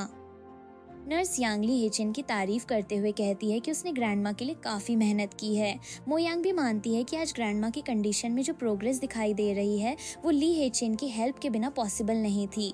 तभी शाओबाओ मो यांग को कॉल करता है और पूछता है कि टीचर मो इस समय कहाँ हैं। वो चाहता है कि दोनों मिलकर उसके सेकंड अंकल के लिए एक बर्थडे सरप्राइज तैयार करें। मो यांग ये सुनकर हैरान होती है क्योंकि उसे पता ही नहीं था कि आज ली हेचिन का बर्थडे है। शाओबाओ उससे पूछता है कि उसने सेकंड अंकल के लिए कौन सा गिफ्ट तैयार किया है। मो यांग को हॉस्पिटल में नर्स यांग की कई बातें याद आती हैं। ग्रैंडमा की ट्रीटमेंट में ली हेचिन ने इतनी हेल्प की है, इसलिए उसे लगता है कि बर्थडे पर उसका शुक्रिया कहना बिल्कुल सही होगा। वो शाओबाओ से कहती है कि वो अभी ली हेचिन के लिए बर्थडे गिफ्ट खरीदने जा रही है। मो यांग उसे घर में रहकर इंतजार करने को कहती है। वो चाहती है कि गिफ्ट लेकर वापस आने के बाद दोनों मिलकर ली हेचिन को सरप्राइज दें, लेकिन गिफ्ट खरीदने जाते समय कुछ लोग अचानक मो यांग का रास्ता रोक लेते हैं। वे उसे नाम से बुलाते हुए कहते हैं कि आखिर उन्होंने उसे ढूंढ ही लिया। इससे पहले कि मो यांग कुछ समझ सके वे लोग उसे पकड़ लेते हैं। मो यांग उनसे खुद को छुड़ाने की कोशिश करती है और बार बार उसे छोड़ने को कहती है, मगर वे उसकी बात नहीं सुनते और जबरदस्ती उसे अपने साथ ले जाते हैं। उधर घर में ली हेचिन मो यांग का इंतजार कर रहा होता है। वो पूछता है कि मो यांग ने हॉस्पिटल से ग्रैंडमा को देखकर जल्दी वापस आने की बात कही थी, फिर वो अभी तक घर क्यों नहीं लौटी। शाओबाओ मासूमियत से बता देता है कि टीचर मो उसके लिए बर्थडे प्रेजेंट खरीदने गई हैं। वो ये भी मानता है कि उसने ही मो यांग को सेकंड अंकल के बर्थडे के बारे में बताया था। फिर वो ली हेचिन पर मजाक में इल्जाम लगाता है कि काम निकलने के बाद अब वो अपने छोटे बेबी को ही भुला रहा है। इसी बीच घर के लोग शाओबाओ का सामान पैक कर देते हैं। उसे कुछ समय के लिए उसके ग्रैंडपा के पास भेजने की तैयारी होती है, लेकिन तभी अंकल ही के पास एक जरूरी खबर आती है। उसे बताया जाता है कि मिस मो को झो चिन्या ने किडनैप कर लिया है। ये सुनते ही ली हेचिन चौंक जाता है। जो आदमी कुछ देर पहले बर्थडे गिफ्ट की बात सुनकर खुश था, अब उसे समझ आता है कि मो यांग बहुत बड़ी मुसीबत में है। किडनैप होने के बाद मो यांग को झो चिन्या के सामने लाया जाता है। झो चिन्या उससे कहती है कि सिर्फ ग्रैंडमा को आईसीयू में ट्रांसफर करवाने और किसी पावरफुल आदमी की प्रोटेक्शन मिलने से वो सेफ नहीं हो गई। मो यांग डरने के बजाय झो चिन्या को जवाब देती है कि किडनैपिंग और ऐसी गंदी ट्रिक्स के अलावा उसे आता ही क्या है। वो हमेशा वही चीज उठाती है जिसे दूसरे लोग छोड़ चुके होते हैं। मो यांग की बातों से झो चिन्या और ज्यादा गुस्सा हो जाती है। वो मो यांग से पूछती है कि उसका खूबसूरत चेहरा कितने पैसों का होगा, फिर धमकी देती है कि अब उसे हर दिन कई क्लाइंट्स के पास जाना पड़ेगा। इसी तरह मेहनत करके शायद वो जल्दी 300 मिलियन युआन का डेट चुका पाएगी। खराब करने के लिए झो चिन्या उसे ऐसी जगह भेजना चाहती है जहां उससे जबरदस्ती गलत काम करवाया जाए। लेकिन इसी दौरान झो चिन्या का एक आदमी बताता है कि पास में एक कार लगातार चक्कर लगा रही है। उसे शक है कि कोई उनका पीछा कर रहा है। वो आदमी सिचुएशन चेक करने बाहर जाता है। इसी वजह से कुछ समय के लिए मो यांग के आसपास मौजूद गार्ड्स कम हो जाते हैं। कुछ देर बाद बाई जिंगशु मो यांग के पास आता है और पूछता है कि वो क्यों रो रही है। वो बनावटी प्यार दिखाते हुए कहता है कि अगर मो यांग पहले ही चुपचाप उसकी बात मान लेती तो आज उसे ऐसी तकलीफ नहीं उठानी पड़ती। मो यांग तुरंत समझ जाती है कि बाई जिंगशु को इस्तेमाल करके वो यहाँ से निकल सकती है। वो उसके सामने पछताने का ड्रामा करती है और कहती है कि झो चिन्या के मामले में उससे गलती हुई थी। अब वो उससे पूछती है कि क्या वो उसे बचा सकता है और क्या वापस आने के लिए बहुत देर हो चुकी है। बाई जिंगशु उसकी बातों में आ जाता है। वो खुश होकर पूछता है कि क्या मो यांग ने सच में अपना डिसीजन बदल लिया है। मो यांग उसे याद दिलाती है कि पहले वो दोनों महिलाओं को साथ रखने जैसी बातें किया करता था। वो पूछती है कि क्या उसे अभी भी याद है, एक बड़ी और एक छोटी बहन वाली बात। बाई जिंगशु तुरंत कहता है कि उसे सब याद है। वो मो यांग की रस्सी खोलने लगता है और कहता है कि बाद में झो चिन्या से उसके लिए बात करेगा। मो यांग मौके का पूरा फायदा उठाती है। रस्सी खुलते ही वो ऊंची आवाज में कहती है कि जिंगशु गेजे उसके साथ भागने के लिए तैयार हो गया है। उसकी आवाज सुनकर झो चिन्या वापस आ जाती है। वो हैरान होकर पूछती है कि बाई जिंगशु किसके साथ भागने वाला है। मो यांग उसके सामने दावा करती है कि बाई ने अभी कहा है उसके दिल में सिर्फ मो यांग है, वही उसका सच्चा प्यार है और वो उसके साथ भागना चाहता है। बाई जिंगशु बुरी तरह घबरा जाता है। वो अपनी बात से पलटने की कोशिश करता है, लेकिन मो यांग पुराने रिलेशनशिप वाले वर्ड्स फिर दोहरा देती है। झो चिन्या को लगता है कि बाई ने उसे सच में चीट किया है। वो उसे बस्टर्ड और बीस्ट कहकर पीटना शुरू कर देती है। बाई जिंगशु अपना चेहरा बचाने के लिए चिल्लाता रहता है। दोनों को लड़ते देखकर मो यांग वहां से भाग निकलती है। जब उन्हें पता चलता है कि मो यांग गायब है, तब वे गार्ड्स को उसके पीछे भेजते हैं। मो यांग को पकड़ने के लिए सभी उसके पीछे दौड़ते हैं। भागते समय मो यांग का सामना दोबारा झो चिन्या और उसके लोगों से हो जाता है। झो चिन्या उस पर अपने और बाई के बीच लड़ाई करवाने का इल्जाम लगाती है। तभी ली हेचन वहां पहुंच जाता है।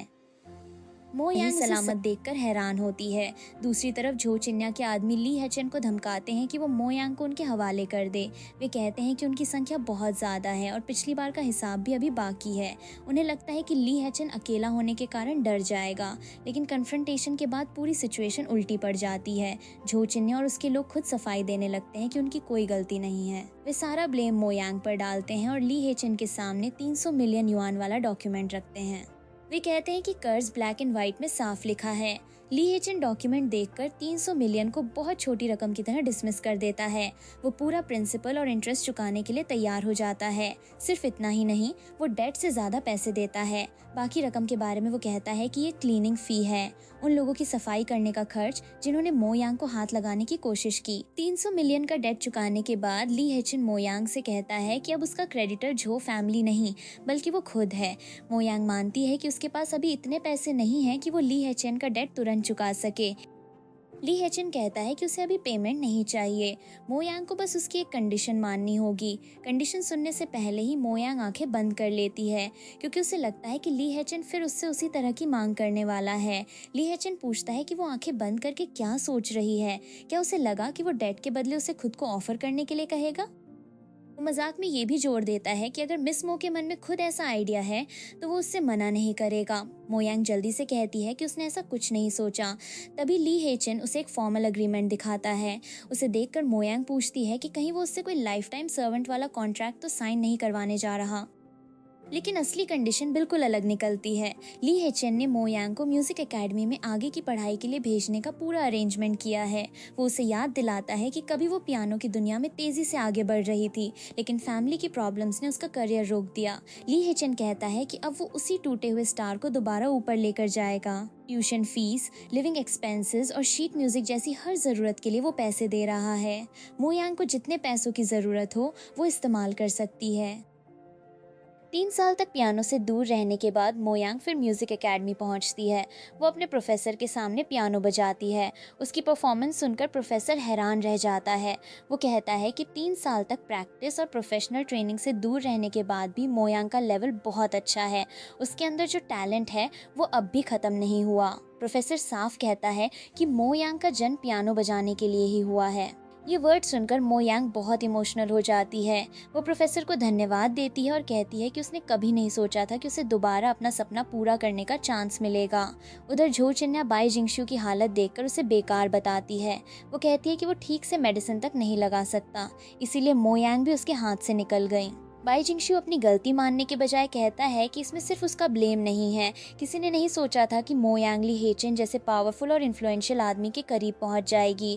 बाई और झो दोनों जानते हैं कि वे सीधे ली हेचेन से टकराने की पोजीशन में नहीं हैं, लेकिन झो चिन्या हार मानने को तैयार नहीं होती। वो कहती है कि उसने मोयांग को एक बार ऊपर से नीचे गिराया था और वो दोबारा भी ऐसा कर सकती है। उसने मोयांग की पसंद के हिसाब से एक आदमी चुना है। वो आदमी मोयांग के करीब जाएगा और उसे ली हेचेन से दूर करेगा। झो का प्लान है कि जिस दिन मोयांग ली हेचेन की प्रोटेक्शन से बाहर आएगी, उसी दिन वो उससे अपने सारे पुराने हिसाब एक एक करके चुकाएगी। रात को ली हेचेन मोयांग को देखकर उसकी खूबसूरती की तारीफ करता है। फिर उसकी नज़र मोयांग के हाथ पर जाती है और वो पूछता है कि उसे चोट कैसे लगी। मोयांग बात को हल्का बनाते हुए कहती है कि खाना बनाते समय गलती से हाथ जल गया।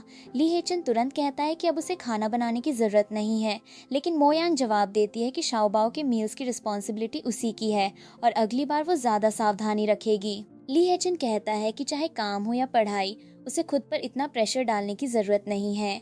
मोयांग बताती है कि वो ज्यादा मेहनत इसलिए करना चाहती है ताकि जल्दी से उसका डेट चुका सके। ली हेचेन कहता है कि उसे मोयांग के पैसों की जरूरत नहीं है। फिर टीजिंग अंदाज में जोड़ता है कि अगर टीचर मो डेट जल्दी चुकाना चाहती हैं तो दूसरे तरीके भी ट्राई कर सकती हैं। इसके बाद वो पूछता है कि क्या मोयांग आज रात उसे पियानो बजाना सिखाएगी। मोयांग तुरंत उसकी बात का दूसरा मतलब समझकर उसे छोड़ने के लिए कहती हैं। ली हेचेन खुद को एक नॉटी स्टूडेंट बताकर पूछता है कि क्या टीचर मो उसे आज रात लेसन नहीं देना चाहती। मोयांग साफ मना कर देती है और उसे वापस बेडरूम में जाने के लिए कहती है। ली हेचेन फिर भी मानता है कि उसे टीचर मो बहुत पसंद है। कुछ समय बाद मोयांग को हॉस्पिटल से फोन आता है। वो कॉल उठाकर पूछती है कि क्या हुआ। सामने से बताया जाता है कि ग्रैंडमा ने पहले से ज्यादा रिस्पॉन्स देना शुरू कर दिया है। उनके हाथ अब बार बार मूव कर रहे हैं। डॉक्टर्स इसे बहुत अच्छा साइन मान रहे हैं, क्योंकि इसका मतलब ग्रैंडमा पूरी तरह होश में आने के और करीब पहुंच चुकी हैं। मोयांग इस न्यूज़ पर यकीन करने के लिए दोबारा पूछती है कि क्या ये सच है। कंफर्मेशन मिलते ही वो डॉक्टर को बार बार धन्यवाद देती है। ग्रैंडमा की कंडीशन में आए इस इम्प्रूवमेंट के बाद मोयांग ली हेचेन से कहती है कि आज जो पॉजिटिव रिस्पांस मिला है वो उसी की वजह से पॉसिबल हुआ। ली हेचेन पूछता है कि अगर वो इतना थैंकफुल महसूस कर रही है तो उसे किस तरह धन्यवाद देगी। मोयांग को लगता है कि ली हेचेन फिर इंटीमेट रिवॉर्ड मांगने वाला है। वो उसे याद दिलाती है कि दोनों के बीच पिछले दिन ऑलरेडी काफी कुछ हो चुका है। क्या वो कोई अलग चीज नहीं मांग सकता? ली हेचेन उसे सरप्राइज करते हुए कहता है कि वो बस मोयांग को पियानो बजाते हुए सुनना चाहता है। मोयांग हैरान होकर पूछती है कि क्या वो सच में सिर्फ पियानो सुनना चाहता है। ली हेचेन पूछता है कि फिर मोयांग कहाँ जाना चाहती थी। बेडरूम में। वो उसकी कमर का मजाक बनाते हुए पूछता है कि क्या वो अभी भी इतना सह सकती है। मोयांग जल्दी से उसकी बात रोकती है और लगातार कहती है कि वो पियानो बजाने के लिए तैयार है। म्यूजिक एकेडमी में मोयांग पिछली रात के बारे में सोचती है। उसे हैरानी होती है कि ली हेचेन ने सच में सिर्फ एक पियानो पीस सुना और उसके बाद उसे बिना परेशान किए जाने दिया। उसके हिसाब से ऐसा बिहेवियर ली हेचेन जैसा बिल्कुल नहीं था। तभी लिंचे नाम का एक सीनियर स्टूडेंट उससे मिलने आता है। वो अपना इंट्रोडक्शन देते हुए कहता है कि उसने क्लास में मोयांग का पियानो सुना था और उसकी परफॉर्मेंस बहुत अच्छी थी।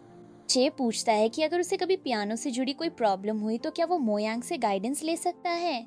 मोयांग बिना कोई शक किए इसके लिए तैयार हो जाती है। इसके बाद लिन चे उसे वीकेंड पर ग्रैंड थिएटर में होने वाले रचमानिनॉफ कंसर्ट के लिए इनवाइट करता है। वो बताता है कि इस टिकट के लिए उसने काफी समय से पैसे बचाए थे। वो इसे मोयांग के फ्यूचर गाइडेंस के लिए पहले से दिया गया थैंक यू गिफ्ट मानता है।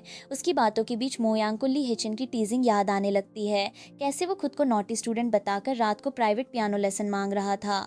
मोयांग अपने दिमाग में चल रही बातों के लिए ली हिचन को ब्लेम करती है, क्योंकि उसकी वजह से अब वो नॉर्मल वर्ड्स का भी गलत मतलब सोचने लगी है। मोयांग लिनचे से पूछती है कि क्या वो टिकट के लिए किसी और को साथ ले जा सकता है। वो माफी मांगते हुए कहती है कि वीकेंड पर उसकी पेड पियानो क्लासेस हैं और फिलहाल उसके लिए पैसा कमाना ज्यादा जरूरी है।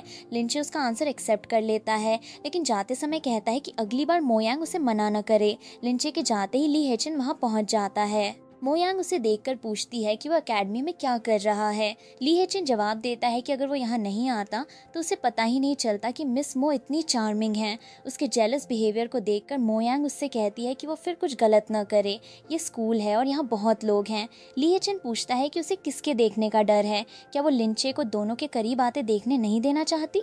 वो मोयांग को अपने पास खींच लेता है और पूछता है कि अगर लिनचे ने दोनों को इस हालत में देख लिया तो वो क्या करेगी। मोयांग उसे बार बार छोड़ने के लिए कहती है। ली हेचन उसे रिलैक्स करने को बोलता है। वो बताता है कि उनके सामने वन वे विंडो है, इसलिए बाहर खड़ा इंसान उन्हें आसानी से नहीं देख सकता। लेकिन अगर मोयांग इसी तरह स्ट्रगल करती रही तो वो गारंटी नहीं दे सकता कि लिनचे की नज़र उन पर नहीं पड़ेगी। लिनचे के जाने के बाद ली हेचन अपने असिस्टेंट से उसकी पूरी इन्फॉर्मेशन निकलवाता है। असिस्टेंट रिपोर्ट देता है कि लिनचे 22 साल का है और म्यूजिक एकेडमी का सीनियर स्टूडेंट है। उसके ग्रेड्स बहुत अच्छे हैं और ऊपर से उसकी फैमिली बैकग्राउंड भी बिल्कुल ऑर्डिनरी दिखाई देती है। लेकिन एक डिटेल ली हेचन का ध्यान खींचती है। लिनचे पहले जिन्यूए होटल में पार्ट टाइम रूम अटेंडेंट का काम कर चुका है। ये सुनते ही ली हेचन को मोयांग की पसंद वाली बात याद आती है। मोयांग पहले भी कह चुकी है कि उसे अच्छे चेहरे और फिगर वाले होटल वर्कर्स पसंद हैं। असिस्टेंट आगे बताता है कि इन्वेस्टिगेशन में लिनचे की असली पहचान भी सामने आ गई है। वो झो फैमिली का इलेजिटिमेट सन है। उसका अचानक मोयांग के करीब आना नॉर्मल नहीं है और इसके पीछे झो चिन्या का हाथ होने की पूरी पॉसिबिलिटी है। ली हेचन पूछता है कि झो चिन्या आखिर क्या प्लान बना रही है। वो असिस्टेंट को बोलता है कि लिनचे से जुड़ी हर नई इन्फॉर्मेशन तुरंत उसे दी जाए, खासकर अगर उसका कनेक्शन मोयांग से हो। इसके साथ ही ली हेचन मो फैमिली की बैंक्रप्सी की असली सच्चाई को भी इन्वेस्टिगेशन की प्रायोरिटी बनाता है। वो नहीं चाहता कि पॉइजन लंच इंसिडेंट के पीछे छिपी कोई भी बात बाहर आने से रह जाए। असिस्टेंट जाते जाते एक और बात बताता है। उसी आफ्टरनून लिनचे और मो यांग को एक 4 हैंडेड पियानो परफॉर्मेंस में साथ कम्पीट करना है। अब ली हेचन समझ जाता है कि लिनचे को मो यांग के और करीब आने का नया मौका मिलने वाला है। उधर मो यांग अचानक खुद से पूछती है कि इस वक्त उसके बारे में कौन सोच रहा है। इसके बाद एकेडमी में प्रोफेसर लिनचे और मोयांग की जोड़ी को लेकर काफी खुश होते हैं। उनका कहना है कि पियानो के लिए दोनों की जोड़ी बिल्कुल परफेक्ट है, इसलिए आने वाले कंसर्ट में एकेडमी को रिप्रेजेंट करने की रिस्पॉन्सिबिलिटी इन्हीं दोनों को दी जाएगी। लिनचे तुरंत इस डिसीजन को एक्सेप्ट कर लेता है। वो मोयांग की तरफ हाथ बढ़ाकर कहता है कि परफॉर्मेंस की तैयारी में अब उसे टीचर मो की गाइडेंस चाहिए होगी, लेकिन मोयांग उससे हैंडशेक करने के बजाय दूरी बनाए रखती है और कहती है कि इसकी कोई जरूरत नहीं है। तभी ली हेचन वहाँ पहुँच जाता है। मोयांग उसे देखकर पूछती है कि वो फिर यहाँ क्यों आया है। ली हेचन बिना कोई लंबी सफाई दिए कहता है कि वो उसे घर ले जाने आया है। लिनचे बीच में आकर कहता है कि वो मोयांग को इस तरह फोर्स करके अपने साथ नहीं ले जा सकता। ली हेचन उसकी बात सुनकर दोबारा साफ करता है कि वो मोयांग को घर लेकर जा रहा है। फिर लिनचे से पूछता है कि उसे रोकने का उसे क्या हक है। लिनचे कहता है कि उसे ली हेचन के इरादे समझ आ रहे हैं और वो जानता है कि वो क्या करना चाहता है। दोनों के बीच टेंशन बढ़ते देखकर मोयांग उन्हें रोकती है। वो नहीं चाहती कि एकेडमी के अंदर कोई बड़ा ड्रामा हो। मोयांग प्रोफेसर से कहती है कि वो अभी जा रही है। इसके बाद वो ली हेचन के साथ वहाँ से निकल जाती है, जबकि लिनचे उन्हें जाते हुए देखता रह जाता है। एकेडमी से बाहर आने के बाद मोयांग ली हेचन से कहती है कि दोनों को लिनचे के बारे में बात करनी होगी। ली हेचन उससे पूछता है कि वो क्या कहना चाहती है। मोयांग की पहली रिक्वेस्ट यही होती है कि वो स्कूल में इस तरह पोजेसिव बिहेवियर करना बंद करे। ली हेचन सीधे पूछता है कि क्या मोयांग को लिनचे इसलिए पसंद है क्योंकि वो यंग और चीयरफुल है। फिर वो होटल वर्कर वाली बात भी जोड़ देता है। मोयांग उसकी पहली बात समझ सकती है, लेकिन उसे ये समझ नहीं आता कि ली हेचन ने कैसे मान लिया कि उसे होटल में काम करने वाले लड़के ही पसंद हैं। ली हेचन कुछ देर के लिए जेलसी वाली बात छोड़कर उसे असली प्रॉब्लम बताता है। वो कहता है कि लिंचे भरोसे के लायक नहीं है। वो झो फैमिली का इलेजिटिमेट सन है और उसका झो चिन्या से कनेक्शन है। मोयांग इस खुलासे से हैरान हो जाती है। वो पूछती है कि लिंचे और झो चिन्या उसके खिलाफ क्या प्लान बना रहे हैं। ली हेचन कहता है कि अगर उसे पूरी सच्चाई जाननी है तो वो लिंचे से ही सब कुछ कहलवाएगा। दूसरी तरफ झो चिन्या और बाई जिंगशु को पता चल जाता है कि ली हेचन ने मो फैमिली की बैंक्रप्सी और पॉइजन लंच इंसिडेंट की जांच शुरू कर दी है। दोनों घबरा जाते हैं क्योंकि अगर इन्वेस्टिगेशन पूरी हुई तो उनकी पुरानी सच्चाई बाहर आ सकती है। उनकी बातों से साफ हो जाता है कि मो फैमिली को फंसाने के पीछे दोनों का ही हाथ था।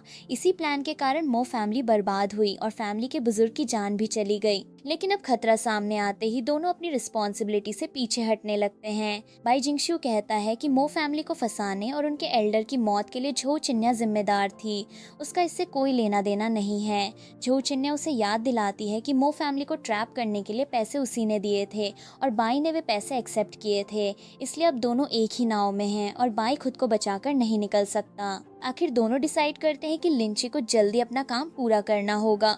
उनका प्लान ये है कि लिंचे मोयांग के करीब जाकर उसके साथ ऐसा रिलेशनशिप दिखाए जिसे देखकर ली हेचन को लगे कि मोयांग उसे चीट कर रही है। अगर ली हेचन मोयांग से नाराज होकर उसकी प्रोटेक्शन बंद कर देगा तो वो मो फैमिली के पुराने केस की इन्वेस्टिगेशन भी छोड़ सकता है। इसी उम्मीद में झो चिन्या लिंचे को जल्द से जल्द एक्शन लेने के लिए कहती है। झो चिन्या लिंचे से मिलकर पूछती है कि उसके दिए हुए काम का क्या हुआ, लेकिन लिंचे को उसका बहन बनकर बात करना पसंद नहीं आता। वो साफ कहता है कि झो चिन्या को उसे ब्रदर कहने या खुद को उसकी सिस्टर बताने का कोई हक नहीं है। झो चिन्या उसकी नाराजगी को इग्नोर करके फिर पूछती है कि मोयांग वाला प्लान कहाँ तक पहुँचा। लिंचे बड़े कॉन्फिडेंस से दावा करता है कि मोयांग अब उसकी तरफ अट्रैक्ट हो चुकी है। वो कहता है कि स्कूल के म्यूजिक फेस्टिवल में वो सबके सामने मोयांग को कन्फेस करेगा। ये कोई छोटी कन्फेशन नहीं होगी, वो इसे इतना बड़ा और पब्लिक बनाएगा कि ली हेचन भी अपनी आंखों से पूरा नजारा देखे। लिंचे झो चिन्या से पूछता है कि क्या वो भी उस ग्रैंड सीन को देखने आएगी। झो चिन्या उसके प्लान को कम से कम किसी काम का बताकर अप्रूव कर देती है। म्यूजिक इवेंट के दिन झो चिन्या और बाई जिंगशु वहां पहुंचते हैं। आसपास बहुत सारे लोगों के हाथों में कैमरास देखकर बाई को शक होता है। वो पूछता है कि कहीं कोई प्रॉब्लम तो नहीं होने वाली। बाई को ये भी यकीन नहीं होता कि सिर्फ 1 महीने में लिंचे ने मोयांग को सच में अपने प्यार में फंसा लिया होगा। झो चिन्या उसकी बात पर हंसती है और उसे याद दिलाती है कि कभी बाई खुद 1 हफ्ते से भी कम समय में उसके करीब आ गया था। इसलिए लिंचे का 1 महीने में मोयांग को फंसाना उसे इम्पॉसिबल नहीं लगता। कैमरास को लेकर झो चिन्या कहती है कि स्कूल कंसर्ट में लोगों का फोटोज और वीडियोस बनाना नॉर्मल है, बल्कि उसके हिसाब से जितने ज्यादा कैमराज होंगे उतना बेहतर रहेगा। वो चाहती है कि मोयांग की सारी एम्बैरसिंग हालत अच्छी तरह रिकॉर्ड हो और हर जगह दिखाई जाए। झो चिन्या को पूरा भरोसा होता है कि कुछ ही देर में लिंचे सबके सामने मोयांग से प्यार का नाटक करेगा और ली हेचन उनकी क्लोजनेस देखकर उसे छोड़ देगा। मगर उसे नहीं पता कि सामने तैयार किया गया इवेंट उसके प्लान से बिल्कुल अलग है। इवेंट शुरू होते ही मोयांग स्टेज पर आकर मीडिया के सामने सबका स्वागत करती है, लेकिन वो इसे स्कूल कॉन्सर्ट नहीं बल्कि मो ग्रुप क्लैरिफिकेशन प्रेस कॉन्फ्रेंस बताती है। ये सुनते ही झो चिन्या और बाई जिंगशु को समझ आता है कि वे ट्रैप में आ चुके हैं। मोयांग रिपोर्टर्स को बताती है कि उन सभी को एविडेंस की एक कॉपी दी जा चुकी है। इन डॉक्यूमेंट्स में साफ प्रूफ है कि झो ग्रुप और बाई फैमिली ने मिलकर मो फैमिली को बदनाम और बर्बाद करने का प्लान बनाया था। वो सबके सामने कहती है कि पॉइजन लंच इंसिडेंट मो फैमिली की गलती नहीं थी। असल में झो और बाई फैमिली ने कंज्यूमर्स की जान की परवाह किए बिना पूरी घटना खुद तैयार की, फिर सच्चाई बदलकर उसका ब्लेम मो ग्रुप पर डाल दिया। मोयांग मीडिया के सामने डिमांड करती है कि झो चिन्या और बाई जिंगशु को उनके किए की सख्त सजा मिले। सिर्फ इसी तरह मो फैमिली पर लगा झूठा दाग हट सकता है और उसकी फैमिली का नाम साफ हो सकता है। सारे एविडेंस सामने आते देखकर झो चिन्या विश्वास नहीं कर पाती। उसके मुताबिक इन डॉक्यूमेंट्स की इन्फॉर्मेशन सिर्फ झो फैमिली के लोगों को पता थी। फिर उसे समझ आता है कि ये काम लिंचे ने किया है। वो गुस्से में उसे ट्रेटर कहती है और समझ जाती है कि उसने सीक्रेट डॉक्यूमेंट्स चुराकर मोयांग और ली हेचन को दे दिए। इसके बाद असली प्लान की बात सामने आती है। लिंचे पहले ही ली हेचन से मिल चुका था। उसने कहा था कि उसे मालूम है ली हेचन उससे मिलने क्यों आया है। लिंचे झो चिन्या का पूरा प्लान बताने, उसके खिलाफ काम करने और मो फैमिली को फंसाने वाले ओरिजिनल डॉक्यूमेंट्स निकाल कर देने के लिए तैयार था। लेकिन इसके बदले लिन चे की भी एक कंडीशन थी। वो झो फैमिली पर अपना हक चाहता था। ली हेचिन ने उसकी बात सुनी और उसके साथ मिलकर उल्टा प्लान तैयार किया। इसलिए लिन चे का मोयांग के करीब जाना और पब्लिक इवेंट रखना असल में झो चिन्या को बाहर लाने की चाल थी। मोयांग झो चिन्या से कहती है कि उसकी सबसे बड़ी गलती यही थी कि वो हर इंसान को अपने जैसा घटिया समझती रही। उसने मान लिया कि लिन चे भी थोड़े फायदे के लिए मोयांग को नुकसान पहुंचाएगा, मगर लिन चे ने उसी का प्लान उसके खिलाफ इस्तेमाल कर दिया। कुछ समय बाद मोयांग को बैंक से कॉल आता है। बैंक रिप्रेजेंटेटिव उसे 3 मिलियन युआन के एक चेक के बारे में बताता है, जो 3 साल पहले 15 सितंबर को इशू किया गया था। वो चेक के 2 साल से भी ज्यादा समय तक कैश नहीं हुआ, इसलिए बैंक कंफर्मेशन चाहता है कि मोयांग उसे कैंसिल करना चाहती है या अब रिडीम करेगी। डेट सुनते ही मोयांग को 3 साल पहले ग्रैंड हाइट होटल की रात याद आने लगती है। उस समय उसने एक यंग होटल वर्कर की शक्ल और बॉडी की तारीफ करते हुए उसे ऑफर दिया था कि वो हर कपड़ा उतारने के बदले 1 मिलियन युआन देगी। बैंक की बात से मोयांग समझ जाती है कि सामने वाले आदमी ने इतने सालों में चेक कभी रिडीम नहीं किया। वो सोचती है कि शायद उसे पैसों की जरूरत नहीं थी, लेकिन इस समय मोयांग को खुद इन पैसों की बहुत जरूरत है, इसलिए वो बैंक को चेक रिडीम करने की परमिशन दे देती है। कुछ ही समय में पूरे 3 मिलियन युआन उसके अकाउंट में आ जाते हैं। इतनी बड़ी रकम देखकर मोयांग खुश हो जाती है। वो सोचती है कि अगर ली हेचिन को पता चला कि वो एक साथ 3 मिलियन डेट वापस कर सकती है तो वो बहुत खुश होगा। लेकिन खुशी के साथ मोयांग को अंदर से एक अजीब फीलिंग भी आती है। उसे लगता है जैसे इस चेक के और 3 साल पुरानी रात के पीछे कोई ऐसी बात है जो अभी उसकी समझ में नहीं आई। उधर ली हेचिन का असिस्टेंट उसे बताता है कि जिस नेकलेस को ढूंढने के लिए कहा गया था वो मिल गया है। उसे उसी सुबह एयर फ्रेट करके मंगवाया गया है। ली हेचिन नेकलेस को ऐसे दिखाता है जैसे उसने बस अचानक पसंद आने पर खरीद लिया हो।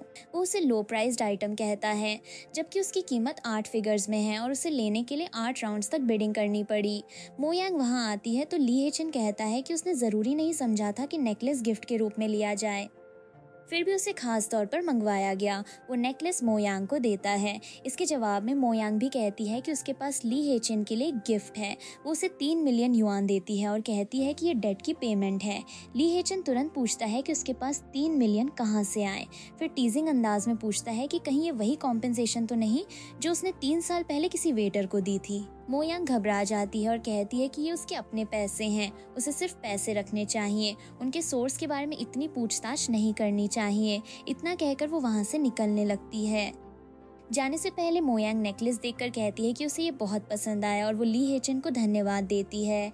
मोयांग के जाने के बाद ली हेचिन अपने असिस्टेंट को बुलाता है। वो उससे साफ कहता है कि 3 मिलियन युआन कहाँ से आए, इसकी पूरी जांच की जाए। ली हेचिन जानना चाहता है कि मोयांग के पास अचानक इतनी बड़ी रकम कैसे आई। जेलस अंदाज में वो ये भी कहता है कि उसे पता करना है आखिर किसने उसके रहते उसकी लड़की को अपने साथ जोड़ने की हिम्मत की।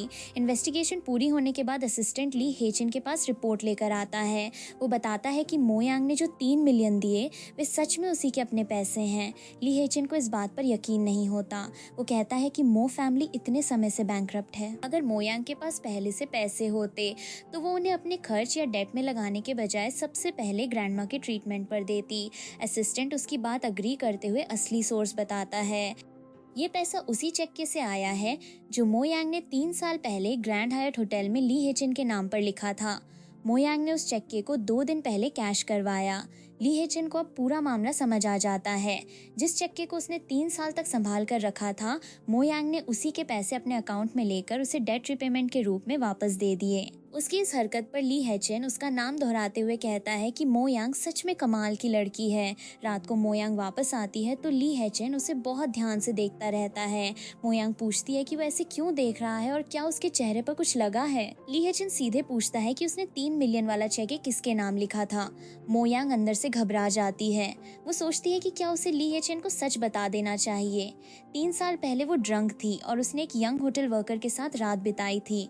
उसे लगता है कि अगर उसने ये बात बता दी तो उसकी इमेज बुरी तरह खराब हो जाएगी, इसलिए वो चुप रहने की कोशिश करती है। दूसरी तरफ ली हेचिन मन में डिसाइड करता है कि अगर मोयांग को उस रात की बातें और उसका चेहरा याद आ गया तो वो चेक के सीक्रेटली कैश करने की बात के लिए उसे माफ कर देगा।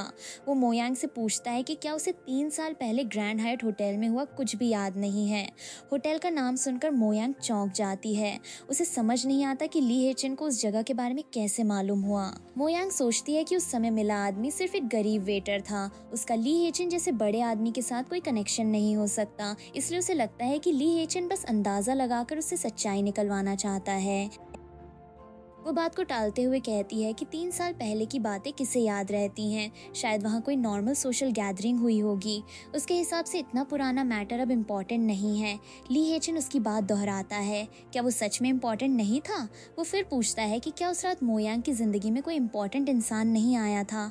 मोयांग जल्दी से कह देती है कि नहीं, वहाँ कोई इम्पॉर्टेंट व्यक्ति नहीं था, सब कुछ बस एक गुजर चुकी मेमोरी है। वो ली हेचन को मिस्टर ली कहकर गुड नाइट बोलती है और बहाना बनाती है कि अगली सुबह उसकी क्लास है, इसलिए उसे आराम करना चाहिए, लेकिन ली हेचन उसे जाने नहीं देता।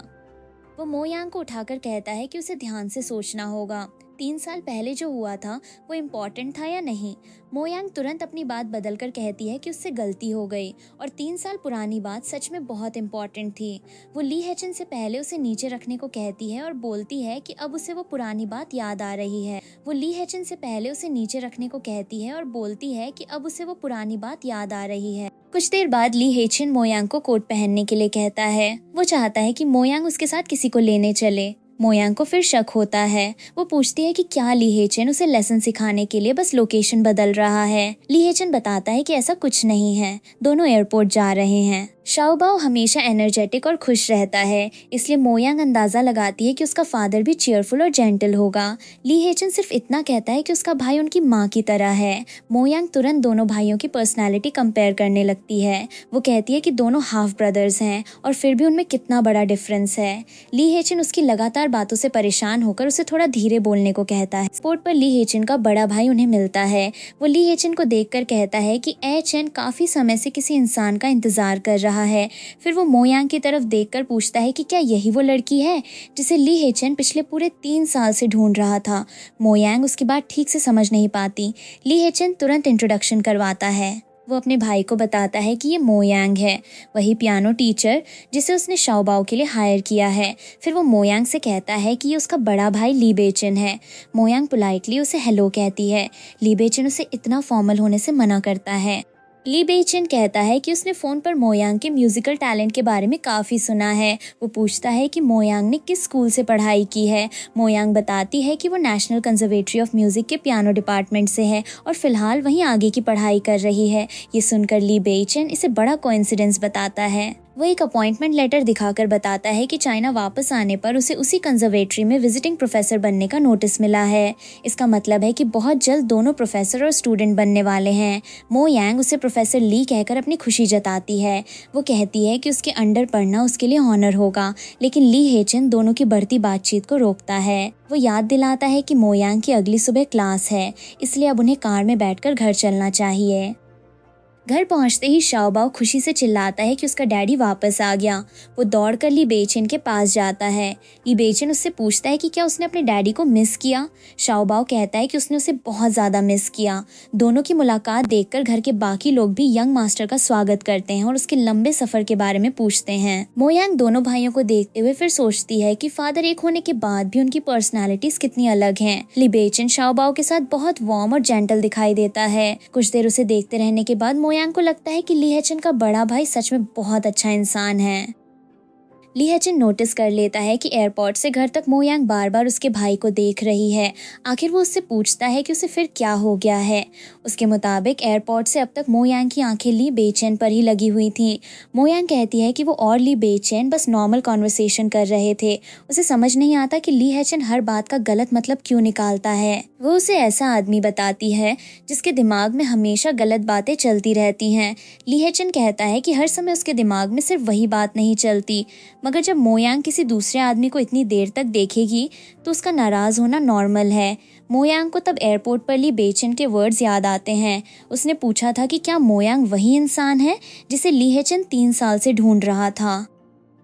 मोयांग सोचती है कि 3 साल पहले वो और ली हेचन एक दूसरे को जानते तक नहीं थे, इसलिए वो मिसिंग गर्ल खुद तो हो ही नहीं सकती। अब उसे यकीन होने लगता है कि ली हेचन ने उसे सिर्फ उस पुरानी लड़की की जगह अपने पास रखा है। उसके लिए मोयांग बस एक सब्स्टिट्यूट है। ली हेचन देखता है कि वो अचानक उदास हो गई है। वो पूछता है कि आखिर बात क्या है और वो सच में किस बात पर नाराज है। मो यांग सीधे सवाल करती है, वो इंसान कौन है जिसे ली हेचन पिछले 3 साल से ढूंढ रहा है। ली हेचन जवाब देता है कि अगर वो कहें कि वो इंसान खुद मो यांग है तो, लेकिन मो यांग इस बात पर विश्वास नहीं करती। वो दोबारा कहती है कि दोनों एक दूसरे को 3 साल पहले जानते तक नहीं थे, तो ली हेचन उसे कैसे ढूंढ सकता था। ली हेचन उससे पूछता है कि अगर वो मिसिंग लड़की मो यांग नहीं है तो उसे इतना दुख क्यों हो रहा है, क्या वो सच में उसे पसंद करने लगी है। मो यांग अपनी फीलिंग्स छिपाते हुए कहती है कि वो खुद को इतना इम्पोर्टेंट न समझे, वो कभी भी ली हेचन को पसंद नहीं करेगी। फिर वो कहती है कि कौन ऐसे इंसान से प्यार करता है जो उसे प्यार ही न करता हो। अब मो यांग के लिए ली हेचन की पिछली सारी काइंडनेस का एक ही मतलब रह जाता है। वो जो कुछ भी उसके लिए कर रहा था असल में अपनी 3 साल पुरानी लड़की को सोच कर रहा था। मो यांग को लगता है कि उसे मिला हर अच्छा ट्रीटमेंट सिर्फ इसलिए था क्योंकि वो किसी दूसरी औरत जैसी दिखाई देती है। तभी शाओबाओ खुशी से टीचर मो को बताता है कि उसके डैडी ने उसे सेंट्रल मॉल ले जाकर एक सुपर कूल रोबोट खरीदने का प्रॉमिस किया है। सिर्फ इतना ही नहीं, ली बेचन मो यांग को भी एक बड़ी डिनर ट्रीट देना चाहता है। ली बेचन अंकल चैन से सुन चुका है कि उसकी गैर मौजूदगी में शाओबाओ की पिकी ईटिंग और खाना न खाने की प्रॉब्लम काफी कम हो गई। वो मो यांग से कहता है कि वो काफी समय से उसे प्रॉपर्ली धन्यवाद देने का मौका ढूंढ रहा था। शाओबाओ तुरंत पूरा आउटिंग प्लान बना देता है। पहले सभी साथ डिनर करेंगे और उसके बाद मूवी देखने जाएंगे। वो खुश होकर कहता है कि इसके बाद टीचर मो उसकी मॉमी बन जाएंगी, क्योंकि टीवी ड्रामाज में रिलेशनशिप हमेशा इसी तरह आगे बढ़ता है। शाओबाओ के बनाए डिनर और मूवी वाले प्लान के बीच ली हेचन अचानक मो यांग को अपने पास खींच लेता है। शाओबाओ तुरंत अपने सेकंड अंकल से टीचर मो को छोड़ने के लिए कहता है। मो यांग भी खुद को छुड़ाते हुए पूछती है कि आखिर ली हेचन को उसकी तरफ से डिसीजन लेने का क्या हक है। वो गुस्से में पूछती है कि ली हेचन उसका क्या लगता है जो हर समय उसकी जिंदगी कंट्रोल करने की कोशिश करता है। ली हेचन जवाब देता है कि वो उसका क्रेडिटर है और कुछ समय के लिए उसकी केयर करने वाला गार्डियन भी है, लेकिन मो यांग के लिए ये जवाब काफी नहीं होता। वो कहती है कि ली हेचन के पास पहले से वो लड़की है जिसे वो पिछले 3 साल से ढूंढ रहा था। अगर उसके दिल में वो पुरानी लड़की मौजूद है तो वो मो यांग को उसकी जगह सब्स्टिट्यूट बनाकर अपने पास क्यों रख रहा है। मो यांग उस पर इल्जाम लगाती है कि एक तरफ वो किसी और को चाहता है जबकि दूसरी तरफ उसके साथ ऐसी बातें और हरकतें करता है जिनका साफ मतलब निकलता है। उसके लिए ये पूरा रिलेशनशिप झूठ और कंफ्यूजन से भरा हुआ है। ली हेचन फिर क्रेडिटर होने की बात करता है, लेकिन मो यांग उसे मिस्टर ली कहकर साफ जवाब देती है कि वो अपने डेट का एक एक पैसा जरूर चुकाएगी।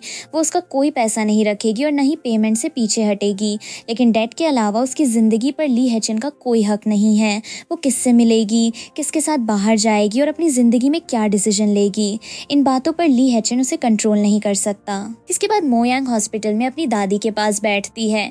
दादी अभी भी पूरी तरह होश में नहीं आई हैं, इसलिए मो यांग अपने दिल की बात उन्हीं से करने लगती है। उसे दादी की पुरानी बात याद आती है। ग्रैंडमा हमेशा चाहती थी कि मो यांग को कोई ऐसा इंसान मिले जिसे वो दिल से प्यार करे और जिसके साथ पूरी जिंदगी हाथ पकड़कर चल सके। दादी के पास बैठी मो यांग को ली हेचन की सारी हेल्प याद आने लगती है। उसने ग्रैंडमा को स्पेशल केयर वार्ड में ट्रांसफर करवाया, टॉप डॉक्टर्स का अरेंजमेंट किया और हर समय उनकी सेफ्टी का ध्यान रखा। को वो समय भी याद आता है जब ली हेचन ने उसे बताया था कि वो कभी पियानो की दुनिया में उभरता हुआ स्टार थी। फैमिली की हालत ने उसके करियर को रोक दिया, लेकिन ली हेचन उसे दोबारा उसी जगह पहुंचाना चाहता है। मो यांग दादी से कहती है कि शायद उसे वो इंसान मिल गया है जिसे वो सच में पसंद करती है, मगर प्रॉब्लम ये है कि वो आदमी उसे किसी और की परछाई समझता है। उसके मन में यही डर बैठ चुका है कि ली हेचन की सारी केयर और काइंडनेस असल में किसी दूसरी लड़की के लिए थी। अब मो यांग अपनी दादी से पूछती है कि ऐसी सिचुएशन में उसे क्या करना चाहिए। मो यांग दादी को बार बार पुकारती है। वो पूछती है कि क्या ग्रैंडमा उसकी आवाज़ सुन पा रही हैं। तभी दादी की तरफ से हल्का रिस्पॉन्स मिलता है। मो यांग घबराकर डॉक्टर को बुलाती है और लगातार ग्रैंडमा का नाम लेती रहती है। थोड़ी देर बाद ली हेचन भी हॉस्पिटल पहुंच जाता है। वो मो यांग से पूछता है कि ग्रैंडमा कैसी हैं और क्या उन्हें पूरी तरह होश आ गया है। डॉक्टर टेस्ट करने के बाद बताता है कि ग्रैंडमा की ब्रेन एक्टिविटी पहले से काफ़ी ज़्यादा एक्टिव है। उनकी कंडीशन में बड़ी इंप्रूवमेंट आई है। अब उन्हें पूरी तरह होश में लाने के लिए शायद सिर्फ एक सही चांस की ज़रूरत है। ये सुनते ही ली हेचन हॉस्पिटल को टॉप न्यूरोलॉजी स्पेशलिस्ट अरेंज करने के लिए कहता है। वो चाहता है कि स्पेशलिस्ट 24 घंटे अवेलेबल रहे और ग्रैंडमा के हर छोटे रिस्पॉन्स को नोटिस करे। ली हेचन मो यांग को भरोसा देता है कि ग्रैंडमा की हालत में जैसे ही कोई नई प्रोग्रेस होगी उसे तुरंत बता दिया जाएगा। वो ट्रीटमेंट या डॉक्टर्स के मामले में कोई कमी नहीं रहने देगा। मो यांग उसकी हेल्प से फिर इमोशनल हो जाती है। वो ली हेचन को बार बार धन्यवाद देती है क्योंकि ग्रैंडमा के होश में आने की उम्मीद अब पहले से कहीं ज़्यादा बढ़ चुकी है। अगली सुबह ली हेचन मो यांग से कार में बैठने को कहता है। वो खुद उसे स्कूल छोड़ना चाहता है। तभी ली बेचन भी वहाँ आकर मो यांग को गुड मॉर्निंग कहता है और पूछता है कि क्या वो एकेडमी जा रही है। ली बेचन कहता है कि वो रास्ते में उसे स्कूल छोड़ सकता है। मो यांग को याद आता है कि उसी सुबह ली हेचन की एक मल्टीनेशनल वीडियो कॉन्फ्रेंस है। वो नहीं चाहती कि उसकी वजह से ली हेचन का ज़रूरी ऑफिस वर्क डिले हो। मो यांग कहती है कि ग्रैंडमा के मामले में वो पहले ही ली हेचन को काफ़ी परेशान कर चुकी है। अब वो उसके काम में और प्रॉब्लम नहीं बनना चाहती, इसलिए वो ली बेचन की कार में जाने के लिए तैयार हो जाती है। ली हेचन उसे रोकने की कोशिश करता है और कहता है कि उसे स्कूल छोड़ना कोई परेशानी नहीं है, लेकिन मो यांग फिर भी उसके बड़े भाई के साथ जाने का डिसीजन लेती है। मो यांग के लिए बेचैन के साथ जाने की बात पर बड़े भाई को ली हेचन की जेलसी साफ नजर आ जाती है। वो अपने छोटे भाई को टीज करते हुए कहता है कि वो अपनी पसंद की चीज को लेकर काफी पॉसेसिव है। ली हेचन मो यांग को जाने से रोकता है। मो यांग पूछती है कि अब वो क्या कर रहा है और क्या उसे ली बेचैन की तरफ देखना भी अलाउड नहीं है। मैं सिर्फ किसी दूसरी लड़की की सब्स्टिट्यूट है। ली हेचन साफ कहता है कि मो यांग को सिर्फ उसकी तरफ देखने की परमिशन है। मो यांग को उसकी बात पर गुस्सा आ जाता है। वो फिर पूछती है कि जब ली हेचन उसे पसंद ही नहीं करता तो उसके मैटर्स में इतना इंटरफियर क्यों कर रहा है। इस बार ली हेचन सीधा सवाल करता है, किसने कहा कि वो मो यांग को पसंद नहीं करता। उसकी बात सुनकर मो यांग कुछ देर के लिए रुक जाती है। फिर वो अपने मन की सबसे बड़ी प्रॉब्लम सामने रखती है। वो पूछती है कि ली हेचन के दिल में उसकी जगह क्या है, क्या वो सच। ली हेचन उसके सवाल से कंफ्यूज्ड हो जाता है। वो पूछता है कि मो यांग किस सब्स्टिट्यूट की बात कर रही है। मो यांग कहती है कि उसने हमेशा उसे किसी दूसरी लड़की की जगह रखा। वो जानती है कि ली हेचन पिछले 3 साल से किसी को ढूंढ रहा था, फिर अब वो क्यों ऐसा बिहेव कर रहा है जैसे मो यांग ही उसके लिए इम्पोर्टेंट हो। ली हेचन अपनी बात समझाने ही वाला होता है कि असिस्टेंट का कॉल आ जाता है। वो बताता है कि इंटरनेशनल कॉन्फ्रेंस शुरू होने वाली है और कंपनी का पूरा सीनियर मैनेजमेंट उसका इंतज़ार कर रहा है। ली हेचन को मजबूरी में ऑफिस मीटिंग पर ध्यान देना पड़ता है। मो यांग उससे कहती है कि वो मीटिंग अटेंड करे। वो खुद टैक्सी लेकर एकेडमी चली जाएगी, लेकिन ली हेचन उसे इस मिसअंडरस्टैंडिंग के साथ जाने नहीं देना चाहता। वो उसे रोक कर अपने साथ वापस चलने और पूरी बात सुनने के लिए कहता है।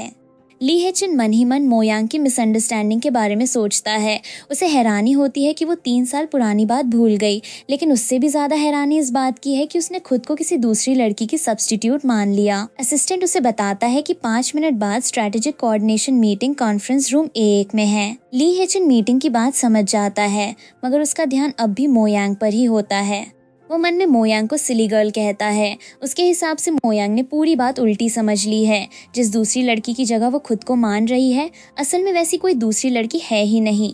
मो यांग ने बस 3 साल पहले वाले आदमी और आज के ली हेचन को 2 अलग इंसान समझ लिया है, इसलिए उसके हिसाब से ली हेचन ने उसे गलत व्यक्ति की जगह पर रखा हुआ है। कुछ समय बाद मो यांग ली हेचन के ऑफिस पहुंचती है। असिस्टेंट उसे बताता है कि प्रेसिडेंट ली एक इमरजेंसी मीटिंग में है, जिसे खत्म होने में करीब 20 मिनट और लग सकते हैं। ली हेचन पहले ही इंस्ट्रक्शन देकर गया था कि अगर मो यांग पहुंचे तो उसे ऑफिस में इंतजार करवाया जाए। मो यांग अकेली वहां बैठकर उसका इंतजार करने लगती है। तभी उसकी नज़र ऑफिस में रखी अपनी फोटो पर पड़ती है। वो हैरान होती है कि ली हेचन ने उसकी तस्वीर यहाँ इतने खास तरीके से क्यों रखी हुई है। इसी दौरान उसे वो चेक भी दिखाई देता है जिसे उसने बैंक से रिडीम करवाया था। मो यांग तुरंत उसे पहचान लेती है। उसे मालूम है कि चेक के 3 मिलियन युआन उसके अकाउंट में आ चुके हैं। लेकिन अगर चेक के कैश हो चुका है तो ओरिजिनल पेपर ली हेचन के पास कैसे पहुंचा। वो चेक के उठाकर ध्यान से देखती है और पूरी तरह कंफ्यूज हो जाती है। अब उसे लगने लगता है कि 3 साल पुरानी रात और ली हेचन के बीच कोई सीधा कनेक्शन जरूर है। ली हेचन वहां पहुंचता है तो मो यांग उसके सामने चेक के रखकर पूछती है कि ये उसके पास कैसे आया। वो साफ कहती है कि ये वही 3 मिलियन युआन चेक के है जिसे वो ऑलरेडी रिडीम करवा चुकी है। ली हेचन उससे पूछता है कि क्या अब भी उसे समझ नहीं आया। ग्रैंड हायट होटल में 3 साल पहले मिला वेटर और उसके साथ रात बिताने वाला आदमी कोई दूसरा नहीं बल्कि खुद ली हेचन था। मो यांग उसकी बात पर यकीन नहीं कर पाती। उसकी मेमोरी में वो आदमी एक गरीब स्टूडेंट था जो होटल में पार्ट टाइम काम करता था। उसे समझ नहीं आता कि वही इंसान आज इतना पावरफुल ली हेचन कैसे हो सकता है। ली हेचन उसे अपनी पुरानी जिंदगी के बारे में बताता है। 3 साल पहले उसका नाम ली हेचन नहीं था, या फिर यूं कहें कि उस समय उसे ये नाम इस्तेमाल करने करने का हक नहीं मिला था। वो एक ऐसा इलिजिटिमेट चाइल्ड था जिसे ओपनली फैमिली का हिस्सा नहीं माना जाता था। खुद को जिंदा रखने और खर्च चलाने के लिए वो होटल में काम करता था। इसी जॉब के दौरान ग्रैंड हाइट होटल में उसकी मुलाकात मो यांग से हुई थी। उसके नॉमिनल फादर ने अपनी मौत तक उसे फॉर्मली अपना बेटा नहीं माना। पिता की डेथ के बाद ली बेचेन ने उसे ढूंढा। उसी बड़े भाई ने उसे ली फैमिली का नाम दिया और फैमिली की रिस्पॉन्सिबिलिटीज भी उसके हाथ में सौंप दी।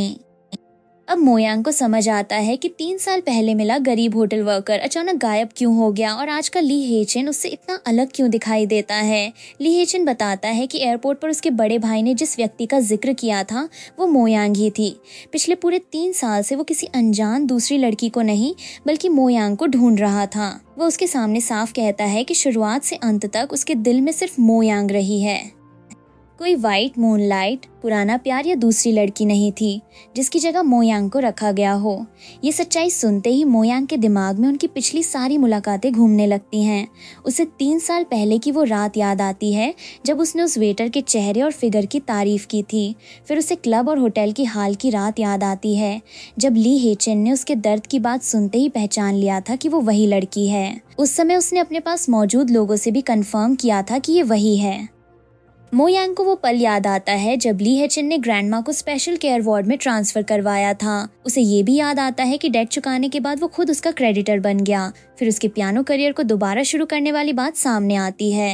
ली हेचेन ने उसे म्यूजिक एकेडमी भेजते हुए कहा था कि वो उस टूटे हुए स्टार को फिर से चमकाएगा। मो यांग की मेमोरीज में झो चिन्या की गिरफ्तारी और उसके खिलाफ सामने आई सच्चाई भी आती है। अब उसे पता चलता है कि उसकी फैमिली को बचाने से लेकर उसके ड्रीम को वापस लाने तक ली हेचेन जो कुछ करता रहा वो किसी सब्स्टिट्यूट के लिए नहीं था। जिस इंसान को वो 3 साल से एक गरीब होटल वर्कर समझती रही और जिस आदमी को अब ली हेचेन के नाम से जानती है, दोनों हमेशा से एक ही व्यक्ति थे। सारी सच्चाई समझ आने के बाद ली हेचेन मो यांग से कहता है कि 3 साल पहले वाला आदमी सच में वही था। इन 3 सालों में उसका दिल कभी मो यांग को भूल नहीं पाया। वो उससे अपने उस दिल की खातिर एक चांस मांगता है जो 3 साल से उसी का इंतजार कर रहा था। ली हेचेन चाहता है कि अब दोनों पुराने कंफ्यूजन और गलत पहचान को पीछे छोड़ दें। वो मो यांग से कहता है कि दोनों दोबारा एक दूसरे को जानना शुरू कर सकते हैं। इस बार उनके बीच कोई सीक्रेट, गलतफहमी या किसी तीसरे इंसान की परछाई नहीं होगी। ली हेचेन साफ वर्ड्स में उससे रिलेशनशिप की बात करता है। वो चाहता है कि अब दोनों छिपकर या अनक्लियर रिलेशन में नहीं बल्कि ओपनली और ऑनेस्टली एक साथ रहें। यकीन करती है कि वे सच में जाग चुकी हैं। ली हेचेन की बात का मो यांग जवाब देने ही वाली होती है कि अचानक उसका फोन बजता है। वो कॉल उठाकर सामने वाले से 1 मिनट रुकने को कहती है और पूछती है कि क्या हुआ। कॉल हॉस्पिटल से होता है। उसे तुरंत ली हेचेन को साथ लेकर हॉस्पिटल आने के लिए कहा जाता है क्योंकि ग्रैंडमा को आखिर पूरी तरह होश आ गया है। ग्रैंडमा के जागने की खबर सुनते ही मो यांग बाकी सारी बातें छोड़ देती है। वो ली हेचेन से जल्दी चलने को कहती है और दोनों तुरंत हॉस्पिटल के लिए निकल जाते हैं। हॉस्पिटल पहुंचकर मो यांग अपनी दादी को होश में देखकर खुद पर कंट्रोल नहीं रख पाती। वो बार बार ग्रैंडमा को पुकारती है और ग्रैंडमा भी उसे प्यार से यांग यांग कहकर बुलाती हैं। मो यांग इमोशनल होकर रोने लगती है लेकिन ग्रैंडमा उसे शांत करती हैं और बार बार कहती हैं कि वो न रोए। कुछ देर बाद मो यांग को याद आता है कि ली हेचेन भी उसके साथ खड़ा है। वो दादी से कहती है कि अब वो उन्हें एक खास इंसान से मिलवाना चाहती है। मो यांग ली हेचेन का इंट्रोडक्शन करवाती है। वो बताती है कि उसका नाम ली हेचेन है और वो उसका बॉयफ्रेंड है। अपनी बात कंफर्म करने के लिए वो दोबारा साफ कहती है कि ली हेचेन ही उसका बॉयफ्रेंड है। ग्रैंडमा इतनी जल्दी ये रिलेशनशिप सुनकर पूछती हैं कि ये सब कब हुआ और दोनों एक दूसरे से मिले कैसे, क्या पहली नजर में प्यार हुआ था। ली हेचेन जवाब देता है कि उनकी शुरुआत एक अचानक हुई मुलाकात से हुई थी। मो यांग इस बात को पूरा करते हुए कहती है कि पहले दोनों चांस से मिले और उसके बाद धीरे धीरे पहली नजर वाला प्यार हो गया। ग्रैंडमा अपनी फैमिली की हालत अच्छी तरह जानती हैं, इसलिए उन्हें डर होता है कि कहीं मो यांग ने उनकी वजह से जल्दबाजी में कोई गलत डिसीजन तो नहीं लिया। वो यांग यांग से पूछती हैं कि क्या उसने ग्रैंडमा के लिए फिर कोई फूलिश काम किया है। मो यांग तुरंत उन्हें भरोसा दिलाती है कि ऐसा कुछ नहीं है और उन्हें चिंता करने की जरूरत नहीं। ली हेचेन भी ग्रैंडमा से सीधी बात करता है। वो कहता है कि मो यांग और उसके रिलेशनशिप को लेकर जो भी रिस्पॉन्सिबिलिटी है वो उसे पूरी तरह निभाएगा। वो प्रॉमिस करता है कि मो यांग को खुश रखने के लिए वो अपनी पूरी ताकत लगा देगा। उसे उम्मीद है कि ग्रैंडमा उस पर भरोसा कर सकती हैं। ग्रैंडमा कहती हैं कि मो फैमिली की हालत भले ही आज पहले जैसी नहीं रही, लेकिन मो फैमिली की बेटियों के पास अब भी लोगों को समझने की नज़र और अपना कैरेक्टर है। वो ली हेचेन से सिर्फ एक सवाल पूछना चाहती हैं, अभी उसने जो प्रॉमिसेस किए हैं क्या वे सिर्फ आज के लिए हैं या टाइम गुजरने के बाद भी उतने ही सच्चे रहेंगे। ग्रैंडमा पूछती हैं कि क्या ली हेचिन के वर्ड्स एक पूरी लाइफ टाइम का टेस्ट सह सकते हैं। इसके बाद वो मोयांग से भी पूछती हैं कि क्या उसकी फीलिंग्स सच में सीरियस है। मोयांग अपनी दादी के सामने बिना किसी कंफ्यूजन के कहती है कि वो ली हेचिन से प्यार करती है। इस बार वो अपनी फीलिंग्स से पीछे नहीं हटती और साफ मानती है कि वो सच में उससे बहुत प्यार करती है। मोयांग की बात सुनने के बाद ग्रैंडमा ली हेचिन को हेचन कहकर बुलाती हैं। वो अपनी यांग यांग की रिस्पॉन्सिबिलिटी उसके हाथों में देती हैं। ग्रैंडमा उससे कहती हैं कि अब उसे पूरी जिंदगी मोयांग की रक्षा करनी होगी। उसे हर सिचुएशन में सुरक्षित रखना और उसका साथ देना ली हेचिन की रिस्पॉन्सिबिलिटी होगी। ली हेचिन बिना हेजिटेशन के उनका भरोसा एक्सेप्ट करता है। वो ग्रैंडमा से प्रॉमिस करता है कि वो यांग यांग की अच्छी तरह केयर करेगा। वो ये भी कहता है कि जिंदगी में वो कभी मोयांग को निराश नहीं करेगा। ग्रैंडमा के सामने ली हेचिन पूरी लाइफ टाइम उसका साथ निभाने का प्रॉमिस करता है। ग्रैंडमा के सामने ये प्रॉमिस करने के बाद आखिर वो दिन आ जाता है जिसका इतने लंबे समय से इंतजार किया जा रहा था और इसके साथ ही ये ड्रामा यहीं एंड होता है।